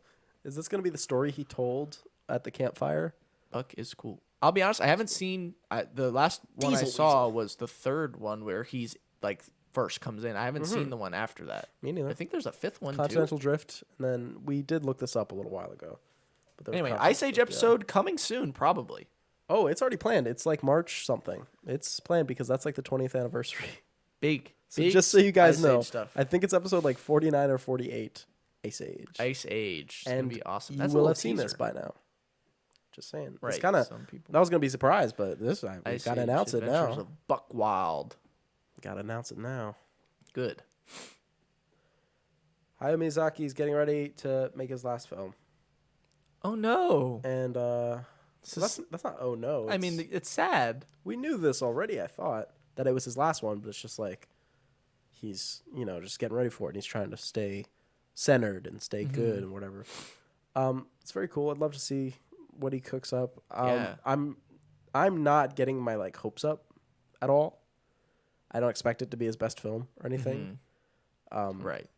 But he's given us so many bangers many great that it's like, who even cares? It's gonna, for me, I hope it works most on a meta level, of looking at through it as Miyazaki's last film. That's the way I want this movie to succeed, is when you look at it that way. Yeah.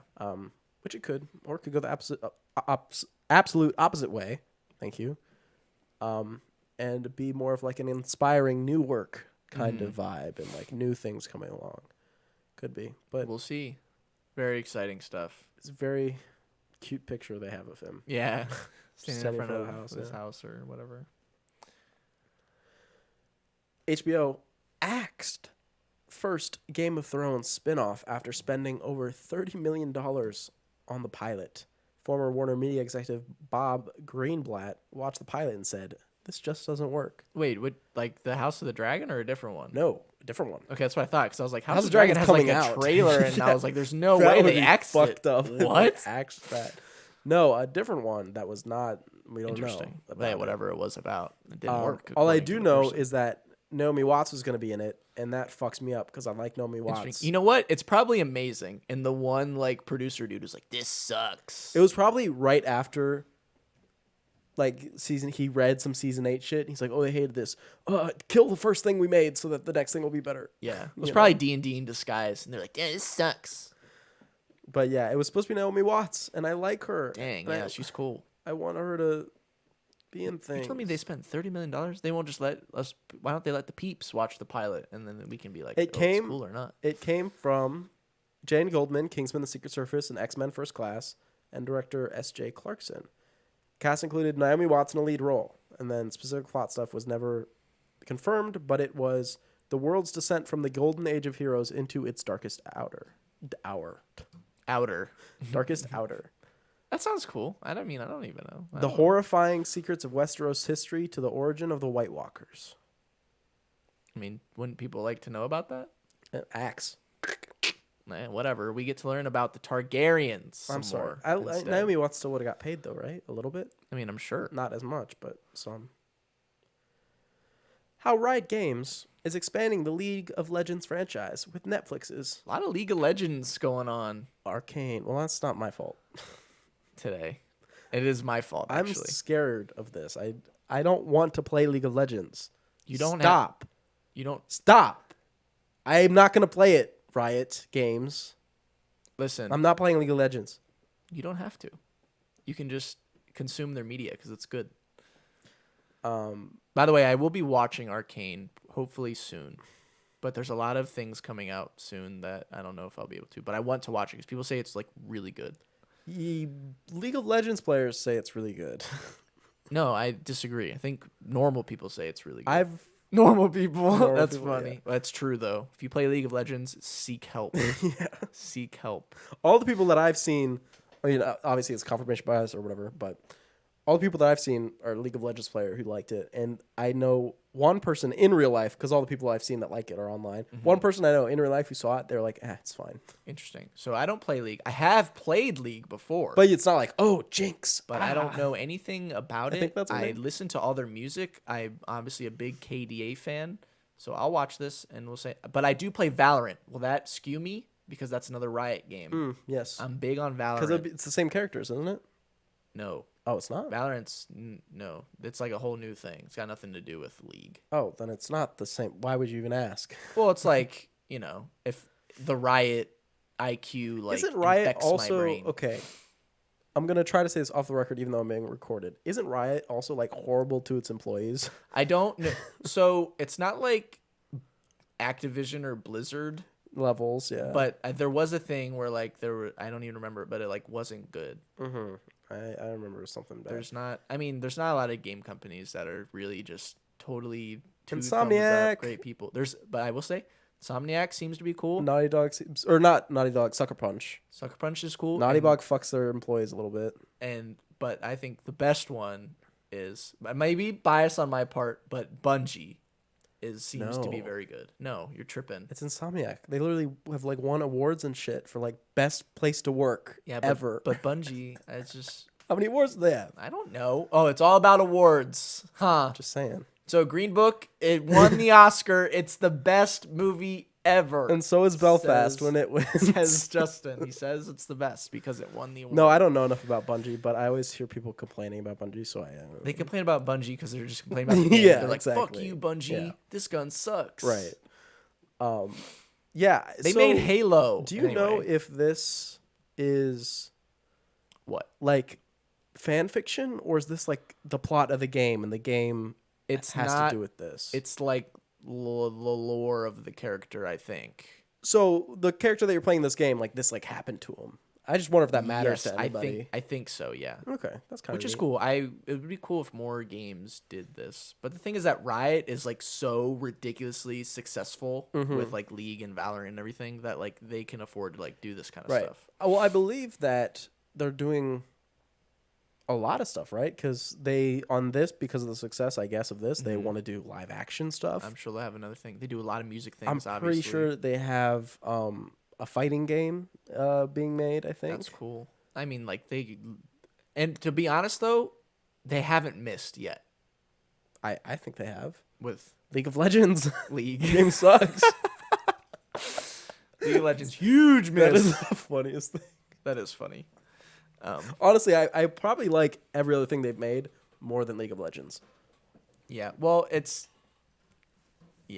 As a It's just- person who MOBAs only are liked, just interesting types. I of games. barely liked Smite. Smite had me for a little bit, and I kind of got into it, but then I was like, I yeah. love Smite. I think it was Smite's mostly the best game because ever. I didn't have anybody to play with, and it like I feel like if I had that and I was like learning with somebody and we were like doing things and like sharing strats and stuff, that'd probably make it fun. I'll play with you. But no, Now I will. You're bad at the game. I'm goated. That's why you're bad, because you're like, just do the good build. Go to www.smitebuild.org and then That show was up the. forever ago when I was trash. Shut up. It's like a year ago, No, it wasn't. year and a half. No. Literally, I've been playing Smite for 5 years. Yes, but I remember because something very serious happened to me in my life, and that's why I played Smite. That's not true. It was not like And a it year was like a ago. year and a half ago. I didn't tell you to do that like a year ago then. That's not true. You did. I didn't. I literally know what it was because I had a very low day, and that's why I was like, I'm booting Smite because I can't get any lower. Imagine being like, this day sucked. Let me play some Smite. Let me play some League That's what I to did. make myself feel better. Yeah. Usually you make it to make yourself feel worse. Anyway, Smite way better than League of Legends. Yeah, probably. How do you feel about Dota 2? Dota- Dota 3. Dota, it's the same thing. It's interesting to think of the idea. I wonder if anybody's going to pick this up of just having a cast of characters like Activision Blizzard with Overwatch, having a cast of characters, making different games with them. It's like you have all these characters, put them in a, pick one, give him like a first-person shooter.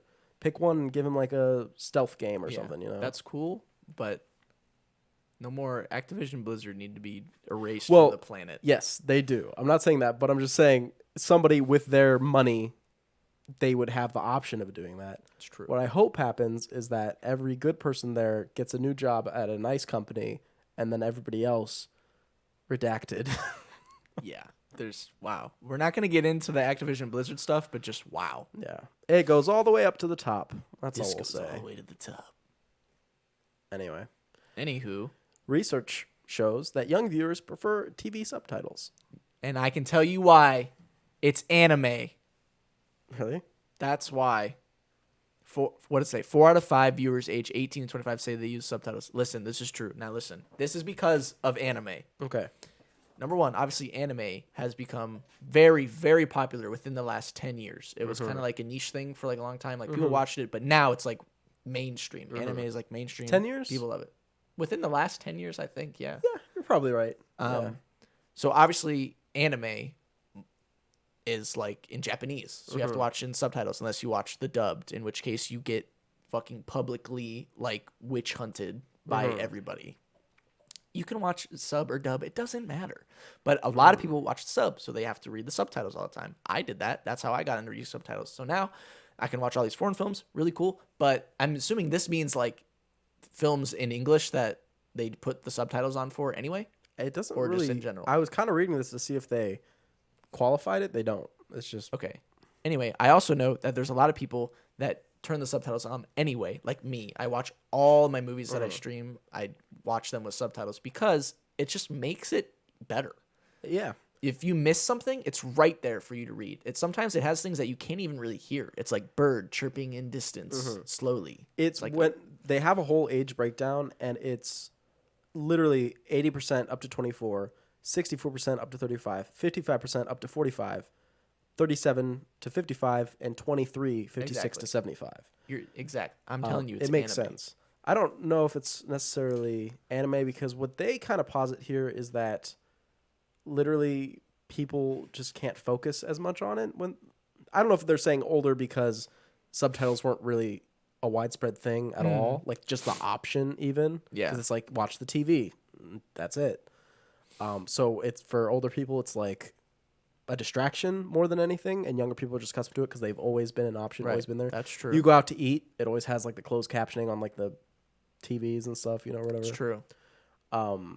So I don't know. I wish this had more information on it, honestly. Yeah, that is cool though. The thing about it, like just like being in our everyday lives, that is also a true thing. Yeah. Yeah. Yeah, but I think anime also plays a part in it It could. for the young people. 18 to 25, that's... Yeah. That's in our wheelhouse. Yeah. We should add subtitles for Stagler, I guess. Okay. I mean, it doesn't have those auto subtitles anymore, does it? The auto closed captioning. I think they got rid of that, along with the dislike button. Yeah. What the heck is that about? I don't even Because know. now, before, it's like you dislike it, people can dogpile, and it's like, oh, look how high we can get the number of dislikes. But now it's like, when our videos get like 30 dislikes, it's like they knew only we could see them, and they still did it. They know that it's going directly to our eyes only. Deep. And they're still like, dislike, and now it's just for them. But it's such a stupid, like, if we really want to, what a stupid, stupid idea. YouTube has a lot of those. It's literally just so they can push whatever content they want to the top, and people have no say over it. as usual. That's it. So Right. Will Smith's YouTube channel can get even bigger. Wow, that's hot. That reminds me, YouTube Rewind's gonna be soon too. Right, because they uncanceled it. Yeah, I forgot. Oh. Because they canceled it, and then they're like, wait, we're removing the dislike button, and then they were like, Rewind is uncanceled. Funny. Interesting how that works out. Speaking of things getting canceled, no, I could have taken that a funnier place. But sadly, This is very sad. if you want a Kreitz Spranberry, if you want a Kreitz You want a Sprite Spranberry, cranberry? Oh no! Oh, why did you say this? if you want a Sprite Cranberry, I'm sorry, LeBron James cannot give it to you. You will just have two people making a gingerbread house with like a chainsaw, and that's how her grandma did it. They will not be rerunning the Sprite Cranberry LeBron James commercial. It's the saddest thing Because that's ever happened. It's in probably the contract's history been of ripped forever. up. No more Sprite Cranberry. You can always look it up online. You know, do whatever you need to do. If you own a theater, there's probably ways to get around it. You can just play it for fun.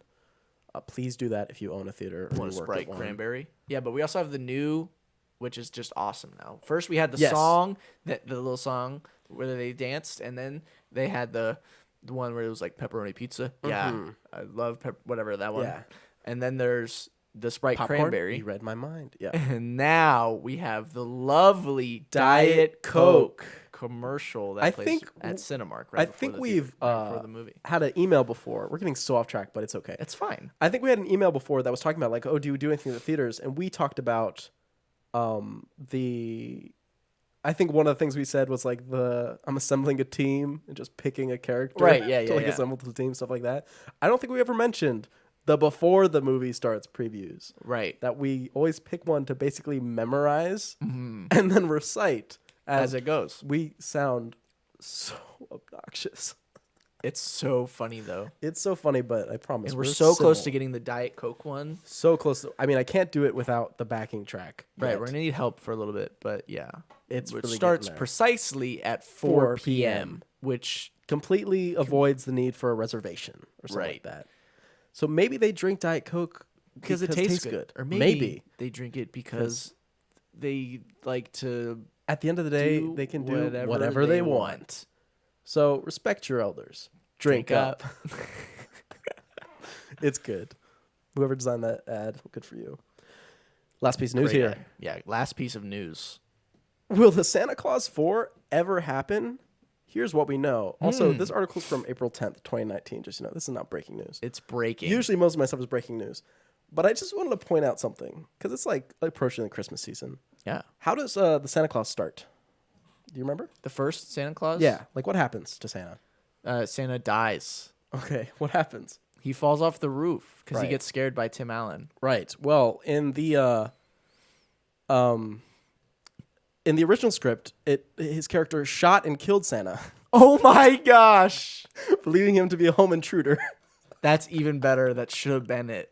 They should have done that. that really should have been it. That should have been it. But then we did Santa Claus 2 and Santa Claus 3, and then who knows? Apparently, the third one was a success. Like, it's not like they were a failure. Like, financially, these movies worked. People liked them, and really, it's like Christmas movies, man.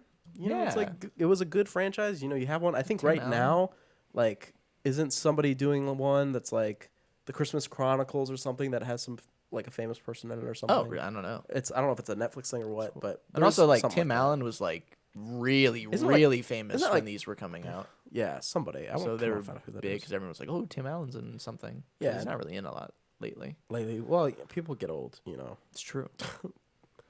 But I know they had. I think Kurt Russell is doing a Christmas. Kurt Russell, you mean Mr. Nobody from Fast and Furious? he's Santa, and No he's way. got like I think there's 2 of them now. There might be a third one. I don't know. Wow. But Santa Claus For Ego, the planet? had to pass the torch to Kurt Russell. Amazing. So that's why the Santa Claus 4 will never happen. Will never happen. Okay. Spotlight time. Spotlight.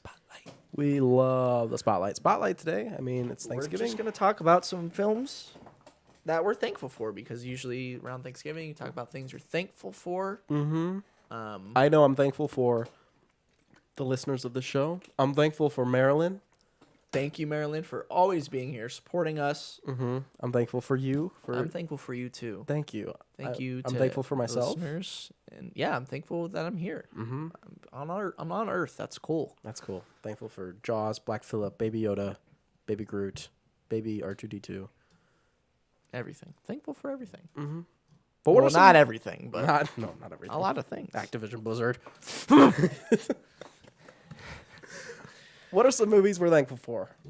All right, we have a lot here, so we're just gonna kind of go through. We're say not why really, we're thankful. We're not really gonna talk about the movies per se. Yeah, just a movie we're thankful for and why. And why? Why are we thankful? I'm thankful for Star Trek, the new trilogy. Why? Oh. Because it kind of introduced me, like, to like the new Star Trek, which I think is cool. Because my dad showed me Star Trek when I was a kid, like the OGs, and then the new one came out, and I was like, oh, this is for me. And I was like, sci-fi is really cool. Star Trek like got me into sci-fi, so it's responsible for me liking sci-fi. Love Star Trek. Yeah. Do you want me to do like multiple at a time, or like do you just want to like back and forth real We quick? get back and forth, sure. Okay, let's back and forth real quick. I just have them listed, sure. I am thankful for Big Mama's House 2. I knew this would be here. From 2006 from John Whitesell. I don't know if I'll even bother doing that each time, but I'm thankful and I'm not thankful. Okay. Because I'm thankful it was made, but I'm not thankful because no movie will ever be as funny as Big Mama's House 2. So it kind of ruins every movie you see after it. Every comedy. Any movie. Any movie. Yeah, because you're like, this, because like imagine you're watching like Come and See, right? And you're like, well, this is good, but if Big Mama was here, It's true. this movie would be really good. I like it. Like imagine like a little orphan boy like walking up to Big Mama and she's like, you can call me Big Mama. Everybody calls me Big Mama. It would just And then he make dies. the film better. It would just make the film better. You're right. It'd be good. That's wonderful that you're thankful for Big Mama's House too. It's very sweet. I'm thankful for Forward Unto Dawn. The Halo film. Why? I'm thankful for this film because Master Chief is so cool. Okay. And I'm thankful that they put Master Chief in a live action film For where he can 10 be minutes. totally fucking awesome. Okay. And I'm thankful for that. You're thankful that they did him justice in the little bit of the film he was in. He's is the movie good? No. But when Master Chief shows up and kills that fucking elite, Mm-hmm. and then he's like, "Let's go," Yeah. and then he gets in the Warthog and like blows shit up and kills a bunch of Covenant. I mean, fuck, it's like the greatest moment of my life. Good. Amazing I like stuff. Yeah. My next one is kind of a weird one. It's Dragon Ball Z Broly, the legendary Super Saiyan, That's not weird. which That's is awesome. which is not Dragon Ball Super Broly, the new one that came out. This is the old original one. Oh. It's like not real anymore. Only because, and this is kind of sort of cheating, because really I wanted to say just Dragon Ball in general, but I do remember watching this movie specifically, and Dragon Ball was my intro to like anime, sort of. Mine was Naruto. Because it went from Dragon Ball, then it went to Naruto, then I like watched like one episode of One Piece, and I was like, nope. One Piece. And then like I still haven't gotten to Full Metal Alchemist, but I'll get there. I promise. Oh, Full Metal Alchemist, so good. I know. So I'll good. get there. I'll get there. But yeah, so this movie, even though I don't think it was actually very good in my memory. I haven't seen it in a long time, but I remember it being like maybe not the best, but it's Dragon Ball, so who knows? What about the new Broly? Oh, fantastic? Okay. Amazing. Gotcha. But this was the one. Yeah, this The one older was the like one. he's killing Goku because he cried too much as a baby or something like that. I mean, that's fair. Yeah, Babies are annoying. yeah. He's like, oh, I know you're 30 now, but I love it. and he does that. Yeah, so it's kind of cheating a little bit, but I did see the movie back in the day, and it did help me bring me towards the other stuff, but not good enough, I guess, because I still haven't seen that much. Right. Speaking of that, oh guys, fuck, I'm gonna watch JoJo. I promise. Right. Did that come out yet? I think so. Stone Ocean. I know you're hyped. I don't know anything about JoJo, but I know that the Stone Ocean is here. Whatever that means, it's cool for all the JoJo people. Just as another aside, we're doing another podcast. I'm going to Dream Tonight, a Twin Peaks podcast. Right. Yes. Hey, listen to that. I wonder if we'd ever do a JoJo podcast. Where that would be a long fucking podcast. Do all like 160 whatever episodes. There could be a lot of things and going just on. Do JoJo. Well, my stance is your stance, right? That's the power thing, No. right? It's you have a stance, so you go like this. No, nope. The JoJo stance. No, that's like in all the memes. Is this a JoJo reference? Your whole life has been a JoJo reference. All right, I don't know what I'm talking about, but what I do know is that I'm thankful for Moneyball. Oh, okay. Moneyball taught me about the human spirit and friendship and the value of persistence. Yeah. And even though maybe your plans don't work, there still could have been something in the plan that sparks imagination for other people. And I think that's a lovely message. Recently, I kind of had like a mark struck upon Moneyball. Mm-hmm. I kind of looked back and was like, oh, this kind of ruins the movie for me. Don't wait. Are we going to have to fight? Maybe. Can I just say what it was that kind of made the movie worse for me? It's slightly responsible for Chris Pratt's launch to stardom. Oh, no. And I just...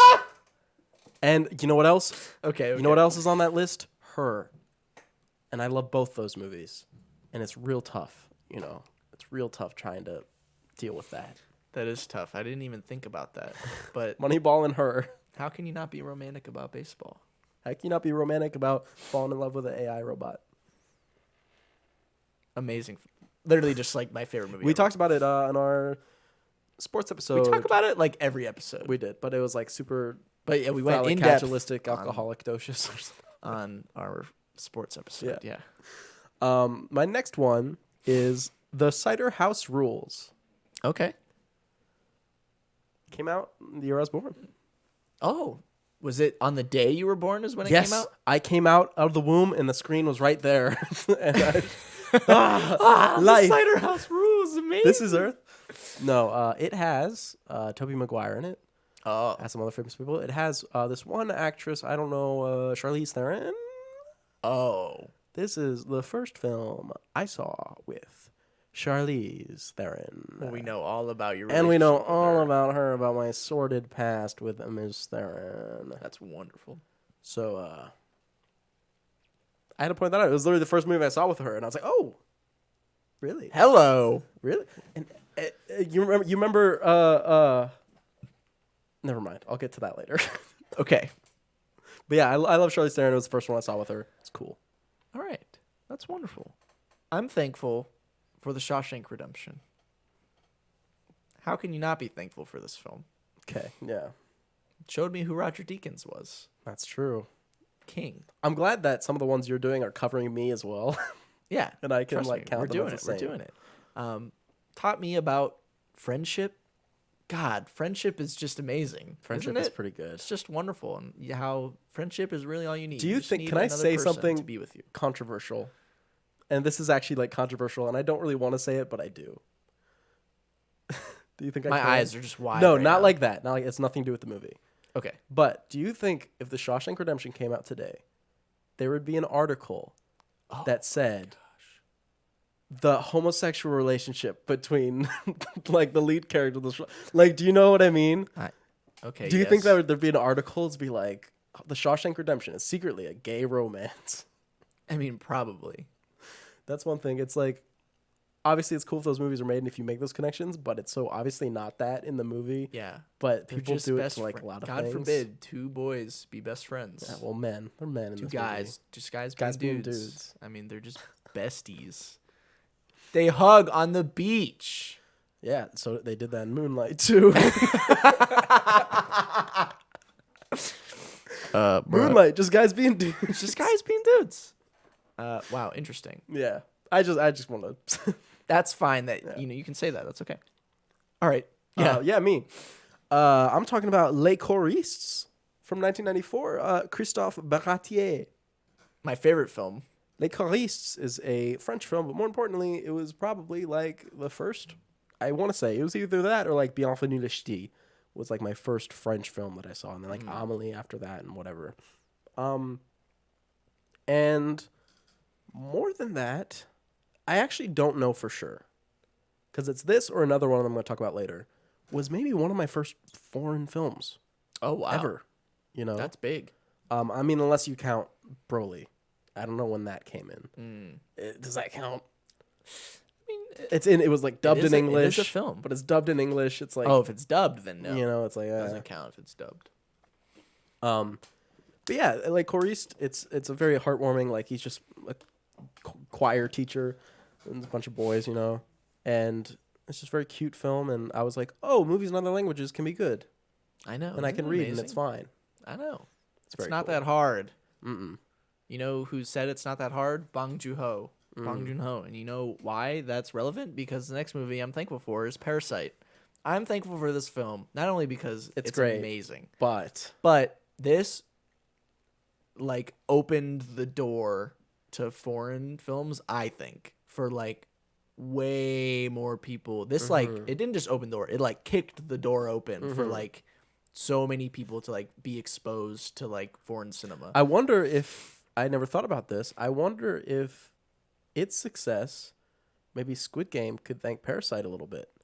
You know what though? Kinda actually. And I mean, to be fair, Netflix is pouring a lot of money into the Korean market of shows and everything like that. So, props to them for that as well. But, legitimately, Best Picture winner, and then Squid Game comes out. Right. It's got a darker vibe that's kind of similar, It's interesting. And it's awesome that that's a thing. And we love Parasite and we love Bong Joon-ho. Yeah. That's it.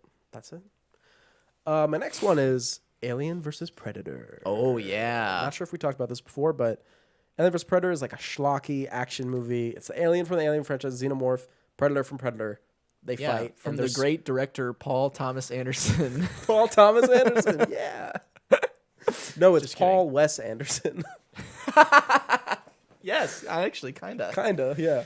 Paul W.S. Anderson, thanks. Right. And it's schlocky fun. There's a group of predators. There's like a bunch of aliens. They fight. Who wins? The predators. Do you agree with that? Yes, only because of the events in the film and how they happen. Because the predators have like a nuke and they use the nuke. Okay, but if a xenomorph and a predator just bare hands they're in the ring. The xenomorph. Okay. Bare hands xenomorph. Its hands are like knives. That's true. What about no cutting? He has to punch. They have to punch. They're boxing. No teeth. So they got the gloves on. Nope, it's just boxing. Boxing. Just punching. Is the tail in play? No, it's just boxing. The tail would be a foul. Is it kickboxing? Nope, it's just boxing. Predator. Okay. If you would have answered yes to the others, Alien. Okay. Interesting. The xenomorph is like the perfect predator, That's like their thing. Yeah, I know. They're terrifying. But this one, like, I liked how it was. It has like a little bit of comedy and stuff in it. Like there's a part where, if you remember the face huggers and stuff. How could I forget the face huggers? They're so cute. There's a predator's like resting. I think maybe he's hurt a little bit or something. So he's sitting there, and an egg opens up behind him, and the face hugger walks up, and it jumps at him, and he turns around, and he catches it, and it's like, oh, that's badass. And then he just like snaps its neck, and then he goes, right? Gross. Yeah, he's like, duh, that's disgusting. And there's like little comic books like that. There's one alien that gets like trapped in a like net wire thing that like constricts it, but since its blood is acid, it like snaps out, but it's left with all these scars on its face. So you're like, oh, that's the one that wants revenge. Right. And then there's like the humans that are there too. They're like doing the dig or whatever. And the one lady survives, and her and the predator actually work together at the end. So when the predator mothership comes down and the badass like royal predators come out, they like give her like this staff of badassery. Oh, that's cool. Which she doesn't get to do anything with because it's the end of the movie. Right, but that's still cool. And then they take the body of the last dead predator, and a pred alien comes out of its chest. It's like, nice. That's its end. And then the second movie happened, and it was awful. Well, But we're not here to talk about that. The reason I'm thankful more than me just enjoying it is I had only seen Predator before this movie. My Right. thing went Predator, Alien vs Predator, Alien, Aliens, Alien 3, Predator 2, so you didn't the even rest. know. Yeah. Okay, interesting. So I had seen Predator and Alien vs Predator before I ever saw Alien, That's cool. which to me worked because the alien is just like an alien. It's a very cool, specific alien, Right, yeah. but it's still just an alien. It's true. Yeah. Huh, Very that's neat. cool that you saw it that way. I didn't know that. And it's on Earth, which is like, whoa, whoa, whoa, this is very dangerous. Right. It's not good. Yeah. The next film that I'm thankful for is Up. I love Up. Yeah. I've Up's talked good. about it before. It's a lovely film about found family and the pure love of pets, and just kind of learning to let go of the past, but not like forget about it, but to like see it in good light, but know that you can move forward and enjoy things, and that the adventure, even though maybe you don't think you ever got to the adventure was the adventure the whole time. Does that make sense? It's the destination is the journey. Yeah. That's not what they say. What did they say? It's not about the destination. Yeah, it's about the journey. Yeah, whatever. That's it. Yeah. It's just a beautiful It's a film. sweet movie. My next one then would be Jumanji. Oh, yeah. Original Jumanji. Yeah. Of course. With Robin Williams. With Robin Williams. Exactly. Good Yeah. Great film. Robin Williams is cool. Jumanji is cool. It's the cursed board game, and I think this is just. I originally had Gremlins in the spot, but I was like, oh, I talked about Gremlins. But Jumanji is another thing that actually helped me get into horror, I think, as a kid. Oh, Because interesting. like there's the giant spiders that come out. There's the man-eating plant in the fireplace. Right, yeah. You know, a lot of there's stuff like going on. I think the monkeys get a gun at one point. You know, he's being hunted with a gun by Van Pelt. Like he's gonna kill him. You know, there's a lot of horrific stuff. Obviously, it's funny and it's heartwarming at the end of the day. But there's just the kid turns into a monkey. It's horrific. Oh, that's actually really scary. And yeah, there's just a lot of cool stuff in there, and it's a good movie. I don't know if it holds up. Haven't seen it in a while. Don't judge me. Don't cancel me. Okay, since you said that, Don't judge Manji me. Don't judge Jumanji. Since you picked Jumanji, that reminded me of another film that I'm just gonna add in here. I'm thankful for Zathura, which, funny enough, has Kristen Stewart in it. It does. Amazing, and little baby Josh Hutcherson. Hutcherson, yeah. Amazing film. Good. Obviously, just like a kind of like a knockoff of It is. Jumanji, It 100% but is. sci-fi. Yeah. And you know me and sci-fi are best friends. This movie rocks. Awesome. Zathura, really great. It's like great. just wonderful film. Then I'm gonna add another one. Zorgons. I'm gonna add a movie that taught me the meaning of loss, that taught me the meaning of grieving and everything, and what just the finality of death, the limited scope of life. Of course, this is another Josh Hutcherson movie, Bridge to Terabithia. Oh my! You say those 3 words to anybody Our under age bracket? like within the ages of like 18 to 25. Like There, perfect. like that Subtitles. It's like Bridge to Terabithia. First, did you watch it with subtitles? It like triggers PTSD, and you just go down the hole of despair. I'm glad we talked about this though, because actually, legitimately, she's dead. And as a kid watching a movie, you're like, oh shit. Yeah, you see the rope. I mean, Yeah. I will never. I'm like, oh my god. That makes it sound like she committed suicide. Right, but the rope breaks and she Yeah, falls. she falls. But it really, I do remember it being like, oh, and then you're waiting for the ending. It's like, oh, she comes out. Oh, no. No, she's dead. Yeah. So I'm glad we got Awful. there. Everyone our age is traumatized by that film. Should we go back to you? We can go back to what we actually wrote down, but that Okay. amazing. Good one. Amazing stuff. I got another animated film here, Wall-E. Oh yeah. Wall-E's just, I mean, it's like the first like robots do have feelings. It's the first Short Circuit, No, Short Circuit for me. 2. For me. Right, yeah. Because Wall-E was, I was like 10 years old when Wall-E But came robots out. don't have feelings. If they do, they need to be terminated. Right. They need to be We don't terminated. need to talk Like the about Terminator. We don't need to talk about the logistics of that Or the morals of it. or anything. But I was like, wow, robots, they're nice. Mm-hmm. They can, and it's also a film about like how humans can come together to do something great. After they've done something horrible. Well, yeah, but you No, know, I get you. the human Maybe spirit. the message is you're never too far gone. Right, I guess. That could be the But yeah, message. and it's also, about like, the earth and that we need to do something or else this will happen. Yeah. Um, You love Wally though, so wouldn't you want it to happen?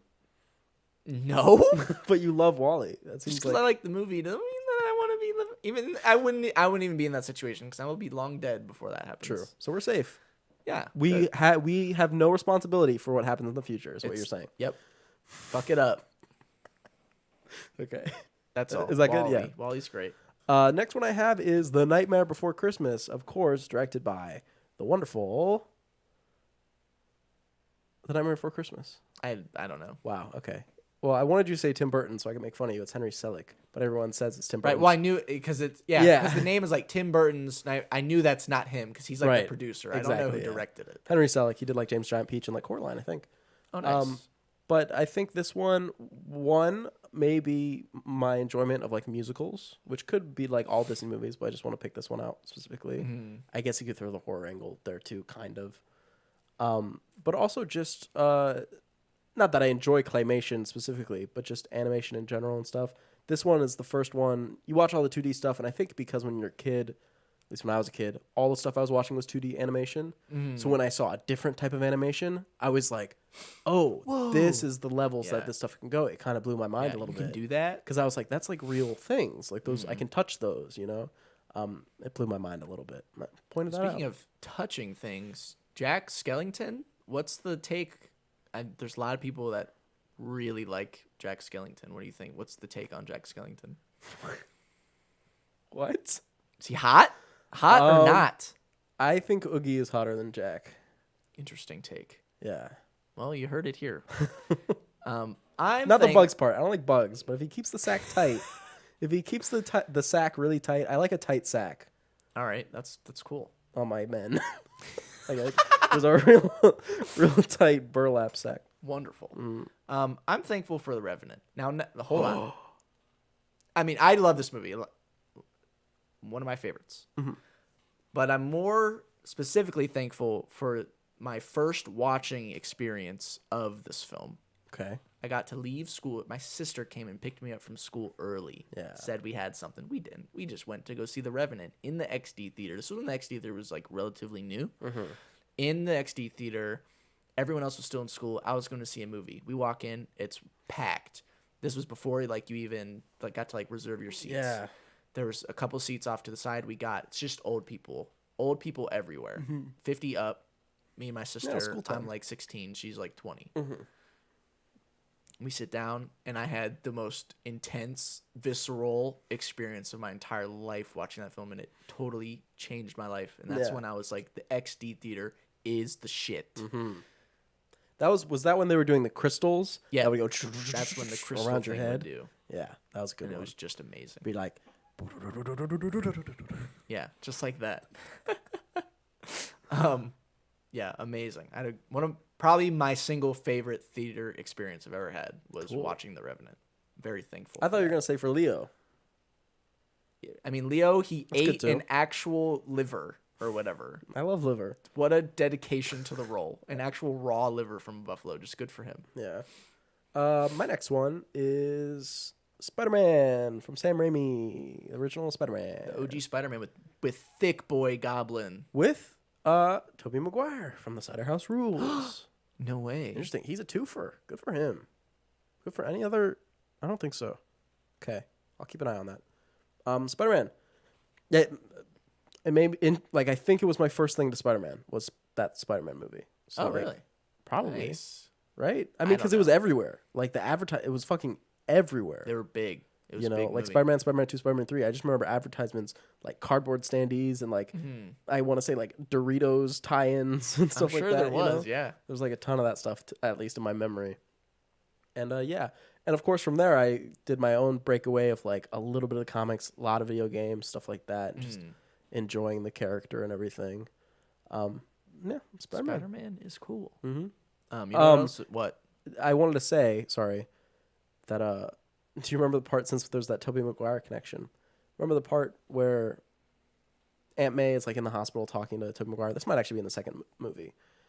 and she's like, "Do you remember when you first saw Mary Jane?" And you were like, Aunt May, is that an angel?" Do you remember that scene? No. Oh, well, that was my reaction when I saw Charlize Theron in The Center House Rules. Oh, gotcha. Is that an angel?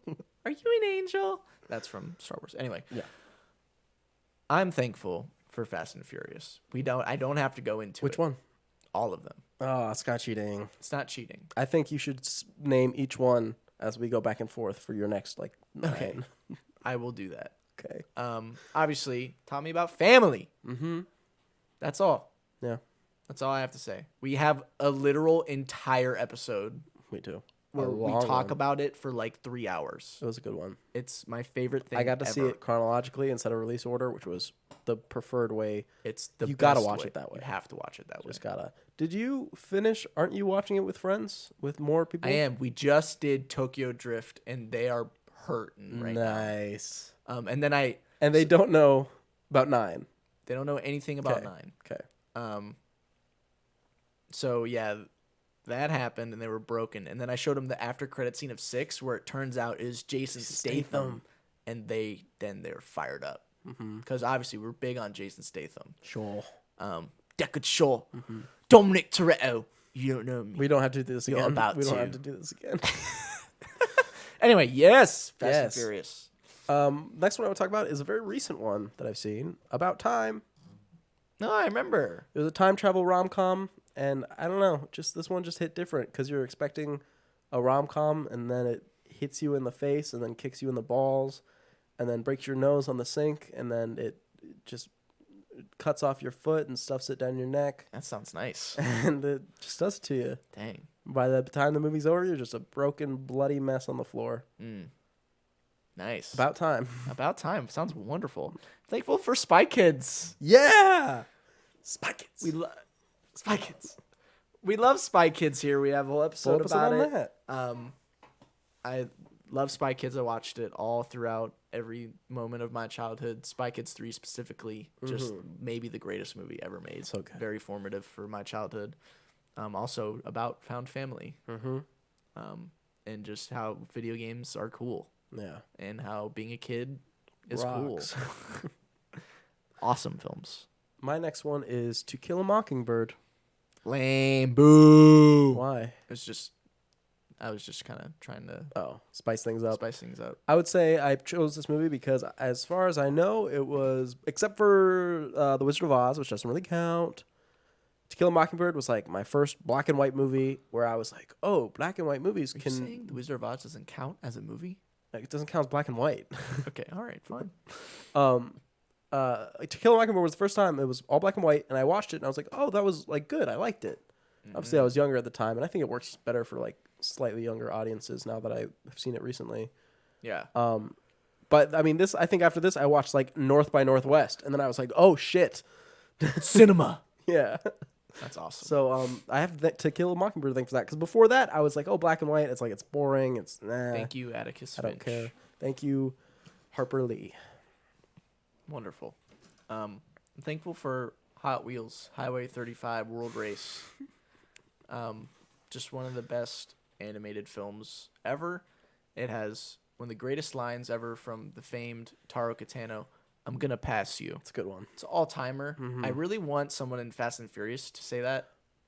Preferably Dominic Toretto. It would be awesome if he's just like, I'm gonna pass you. And he did it. You know what? I want to see Dominic Toretto, and then it's Hobbs. He looks over to Hobbs and he goes, I'm gonna pass you. And he's like, you're gonna try. And then he passes him anyway because he's Dominic Toretto. Exactly. That'd be epic. That would be very epic. My next one is Paprika. I remember Paprika. Because Good it's the film. film that introduced me to Satoshi Kon, who is just one of my favorite directors. Absolutely. Who sadly passed away too early, but we have his oeuvre to enjoy. Right. And I just had to I had to include him because I only included the one other of just like it introduced me to the director, and I loved everything from him. You know. What was your first Denis? My first I think we talked about that on Denis- the Dune episode. Did we? We might have, because I'm pretty sure mine was like Arrival. Yeah, I think mine was Prisoners. Yeah, I think we talked about that. But yeah, so we can say that. I'm thankful for every film that Denis has made. Well, yeah. But I'm also thankful for It's a Wonderful Life. Because, hey, it's a wonderful life. And you love Christmas. I love Christmas. Also, this movie, Yep. I mean, it's like, everyone's like, oh, it's so feel good at the end, which it is, because the last 10 minutes are just very like uplifting. But And, the like, rest. but this film is very rough and tough. The whole time he's like, I want to kill myself. Life sucks. I hate everything. I want to die. And, it's just a lovely film. But he finds out La Vita è Bella. Mm-hmm. I guess. And yeah, this gives you a great feeling. My next one is my most recent film from any on my list. Oh. And it is Burning. Chang Dong-li. I have that on my list. Because it is a movie that I saw in 2018, and I haven't stopped talking or thinking about it. We saw it together. Yeah. And we literally probably had like a 30-minute conversation about it every day for the next like month. Nick. She's saying something. Oh my gosh. Nobody will understand that. No. Only the two of us get that. Especially not audio-only listeners. Right. They'll be even more confused. Doubly as confused. That's amazing. That is hilarious. If you have not seen Burning, literally, what are you doing? It might be the greatest movie ever made. So good. Love it. It's just amazing. It's got Steven Yeun. It does have Steven Yeun. Remember Glenn from The Walking Dead, guys? He's in a movie. He's got to be, if not there already, he's got to be pretty close to escaping Glenn, right? I think he has, but I was never like super duper into The Walking Dead. I hopped in like a little later. He than most 100% did it for me. He's not, yeah. He's whatever. But I wonder for like the people who are diehard into that or only know him as that, if they're like, Glenn's- Glenn's in this movie. Which is fine. It's still like, I mean, it's still by far, as far as I know, his most iconic role. Absolutely. It's a TV show franchise. There's like hours and hours that you spend with him. Right. So that makes sense, but And it got him to where he is. So Yeah. we have to thank. I'm thankful for The Walking Dead. thankful for them just saying "fuck you, Frank Darabont." Right. Yes. Absolutely. Yeah. Which is funny because we mentioned Portal in the Joystick Awards, and Glenn mentions Portal in the episode where he goes down the well on Herschel's farm to get the zombie out of the well. Up top. These connections are unreal. Speaking of connection through the wardrobe, Narnia. I'm thankful for Narnia. Just introduced me to just a world, just a fantasy world where imagination could just go. This movie taught me to be imaginative, I guess. That's a good one. And I think the Narnia trilogy gets a lot of hate. I think not. I mean, some Not of enough? It's fair. No, not enough. I don't. Some of it is fair, but I think it's a little overhated. But I truly think that the first movie is perfect. But a lot of people will disagree. But maybe that's just because the time I saw it. I think Prince Caspian's probably the weakest. It is. Yeah. But the third one, big slept on. The finale of the third one's awesome. People got uncomfortable with like the Christianity parallels with the third one. I remember that being like a thing of people being uncomfortable with it. Because Aslan comes out and he's like, you know me in your world, and I was born again, and people are like, oh. Right, but it's also, they're just adapting the novels from... Right, yeah, so it's not a problem with the movie. What's it's his just name? the source material. I feel terrible. C.S. Lewis? C.S. Lewis, yeah. And it's also like, they're just adapting... There's like 8 Narnia novels, and they only did 3 movies, so it's okay, Good guys. job.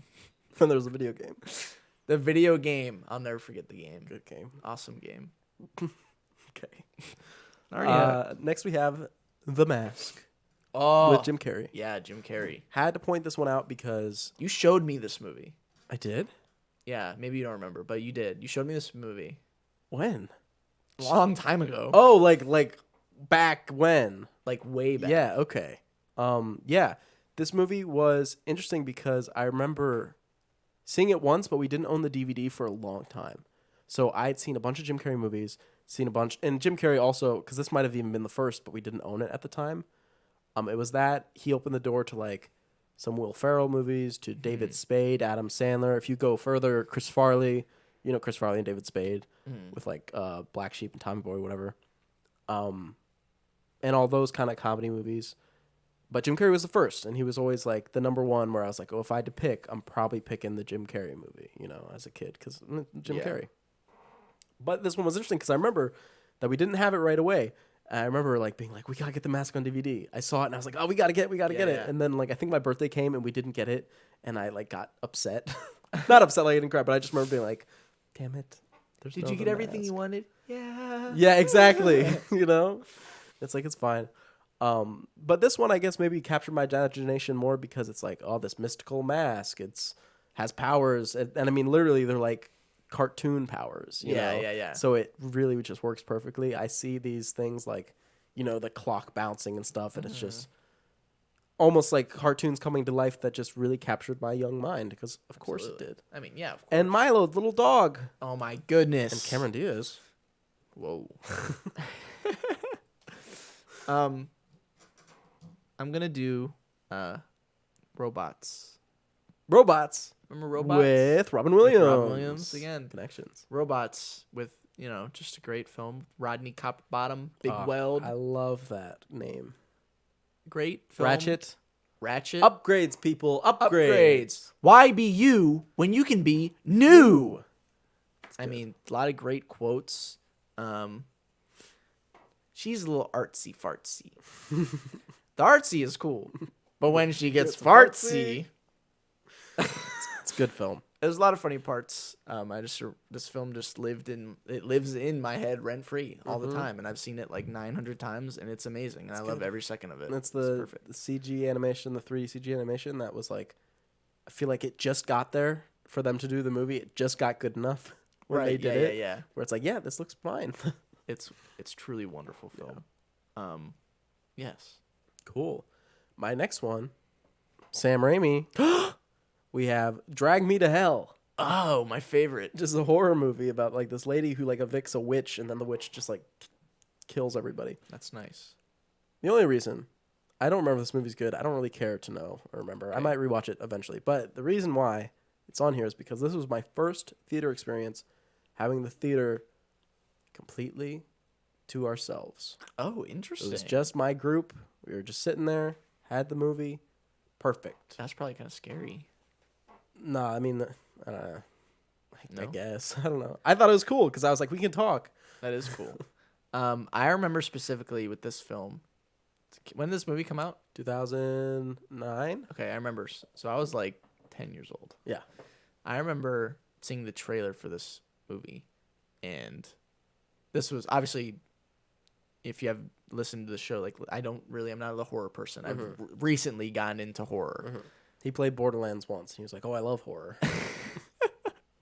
I remember seeing the trailer like on TV, and there's a part where the girl's like sleeping or like, she's not sleeping, but she's like laying down in her bed, and she's just kind of like, and she turns like over to like turn sides, and like there's a scary face like in her bed with her, and still like it's like in my brain, and that fucked me up for years. I like never wanted to like switch sides in my bed because I was like, there's gonna be a scary lady, and I never watched the movie because it scared the shit out of me. Congrats, Sam Raimi. No, this movie's weird. There's a part where like the woman like starts sucking on her chin. She's like sucks on the young lady's chin. That sounds. And then she starts like vomiting. She's like all over her, and then she's like, ugh. Nice. And then she has to.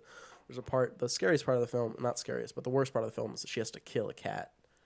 That's fucked up. It is. It's really bad, and it doesn't even work. Animals should not die in films. No, the worst part is when Justin Long is like, "Hey, I found this button," and then she's like, "Ah!" and she gets dragged to hell. Nice. That's what's supposed to happen, right? Drag me to hell. That's what it's all about. Speaking of dragging, drag them. Drag them. Drag them. Speed. There's Drag Speed. A lot of drag. I mean, they do a little dragging going on in Speed. Yeah, I think he puts on a wig and a dress once and starts singing. Speed, the greatest action movie of all time. Okay. Keanu Reeves, my introduction to King Keanu. Really? Even before Matrix? I think so, yeah. Wow. For me. Yeah. Speed, just epic film. It's just totally awesome all the time. The bus, it can't go under 50 miles an hour or it blows up. That's just the simplest, most genius idea ever. And it's speedy. It's a speedy film. What do you think of the sequels? To be honest, I've never seen the sequels. I think Speed 2 is the bus is on a boat, and Speed 3, the bus is on a plane. Okay. And Speed 3 is actually SP33D. So it looks like the 33rd. Third. I'm making this up. Okay. How many more do you have? A couple. A few. I have a few. Count them, please. 1, 2, 3, 4, 5. Okay. Oh wait, no, because that one's done. So 4. Okay, then I'll add one. Since you said the drag thing, I'll say Priscilla, Queen of the Desert, which is Hey. my favorite film that has drag ladies in it. There we go. That's awesome. We love it. It's a good movie. I love that movie though. You should check it out. You should check it out. You know what else you should check out? Duck Soup. Oh, Duck Soup, the good old Marx Brothers. Other than Big Mama's House 2, yes, of the course. funniest movie. It is the a second solid funniest number movie 2 ever made. Remember, we were in high school and we and a group of people created a classic film club. Yeah. It was very cool. And the very first movie we watched was Duck Soup. And Packed house, sort of. There's a decent amount of people. There was a decent amount. And we were rolling. Mm-hmm. This movie fucked us up. Hilarious. It's so funny. Yeah. And obviously introduced all of the people there to the Marx Brothers, some of the funniest people ever. And we all learned that the disguise thing was a Groucho Marx thing all along. Right, yeah. Yeah. It's just like that. Yeah. And yeah, so now I've seen a lot of the Marx Brothers films, and Duck Soup is probably still the funniest, but so it's good. just so there's so many funny moments. Is that the one with Fredonia? And it's the Hail, Yeah. Hail, Fredonia. Yes, So good. Just an amazing film. Absolutely watch Duck Soup. Amazing. Very good. I remember there was a 23andMe ad a while ago when I think like Despicable Me 3 was coming out. And Okay. is that 23andMe? Is that the ancestry thing? Yeah. Whatever. And it was Gru, and he was like, "Oh, I have a lost brother," because that was the plot of the movie. He's like, "Oh, I'll send my blood to the place. I have a lost brother," and this is a weird stretch. But in his thing, it showed his thing. It's like, 85%, European, whatever, and it said like 2% Fredonian in that nice. ad. And I was like, "Oh, that's so cool." Nice. It was the only thing that turned me around on that ad. I like it. That's neat. awesome. My next one, my final 3 here, is Signs. M. Night Shyamalan movie. And I'm thankful. Mel Gibson's in that, right? Yes, and so is Joaquin Phoenix, and so is Abigail What Breslin. about Running Phoenix?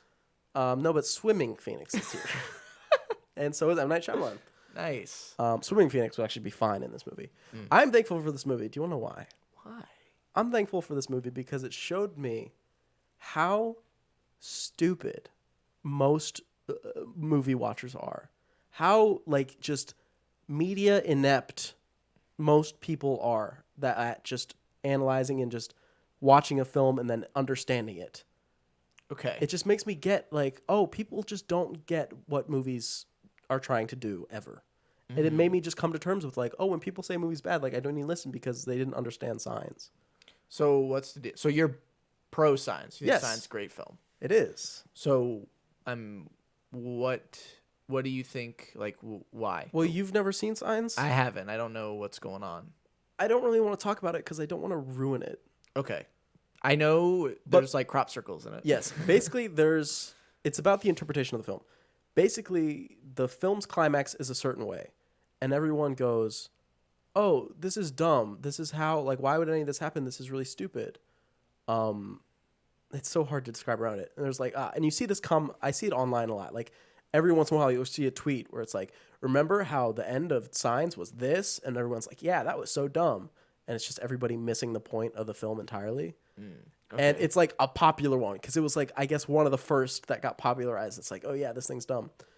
And it's just people probably a lot of people who haven't even seen the movie, just saying it, just missing the point entirely, not understanding it, even though it's literally drilled into your head throughout the entire film. Okay. It's not subtle at all to me. Maybe it is to people who are, like I said, media inept. That's interesting. Well, I will say you are very intelligent when it comes to picking up on things in film. Well, thank you. And I do more so than most people, I would say. I do realize that to a certain extent, but you've got to see it. I'm telling you, you'll be I'll see it sometime. And especially if I pick up on it, because I'm notoriously not good at that. I want you to kind of see it now. It's scary. I'd watch it with you. It's a scary movie. It honestly, one of the films that, not a spoiler, but basically there is literally they go online and there's like an internet clip, on like a news site or whatever, of like, there's crop circles, so there's like aliens, of a sighting of an alien, and it's like a little girl's like birthday party in like Spain or something. Then everyone's like, oh no, and they're like shouting or whatever, and you see it, and it's doing like a Bigfoot walk or whatever, and you see it in like freeze frames, and it's chilling. I remember seeing it as a kid, and I was like, fuck that, because it's like it's a video that like online it seems like normal people. It's different language, so you don't really know what's going on. Very scary. Interesting. Can I get you to watch this like before the next episode? Oh my gosh, signs? I mean, maybe. I really hope so. Because now that we're talking about it, I don't know. I feel like people want to know. Okay. Yeah, we'll see if we can make that work. We'll see. Okay. I have Speed Racer.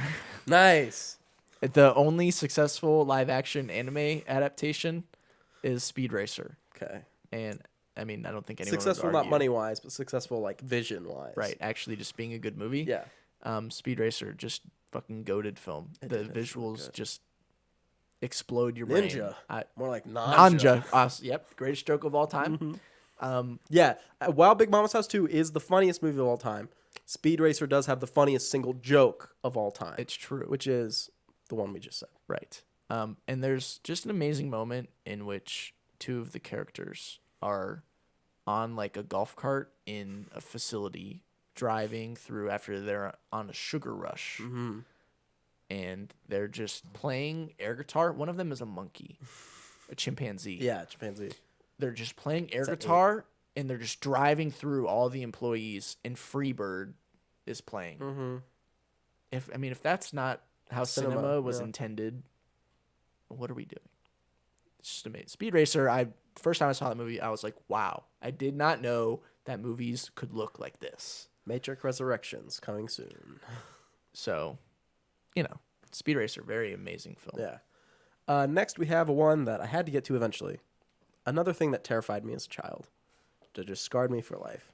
Right. It's The Elephant Man from 1980. That's a Lynch movie, right? It's David Lynch. Yeah, it's your man. I didn't know it at the time. I watched the movie. I think, honestly, from what you've told me, this movie's going to be hard for you to watch. Because it's about the Elephant Man. It's about a guy who has a fucked up, disfigured face.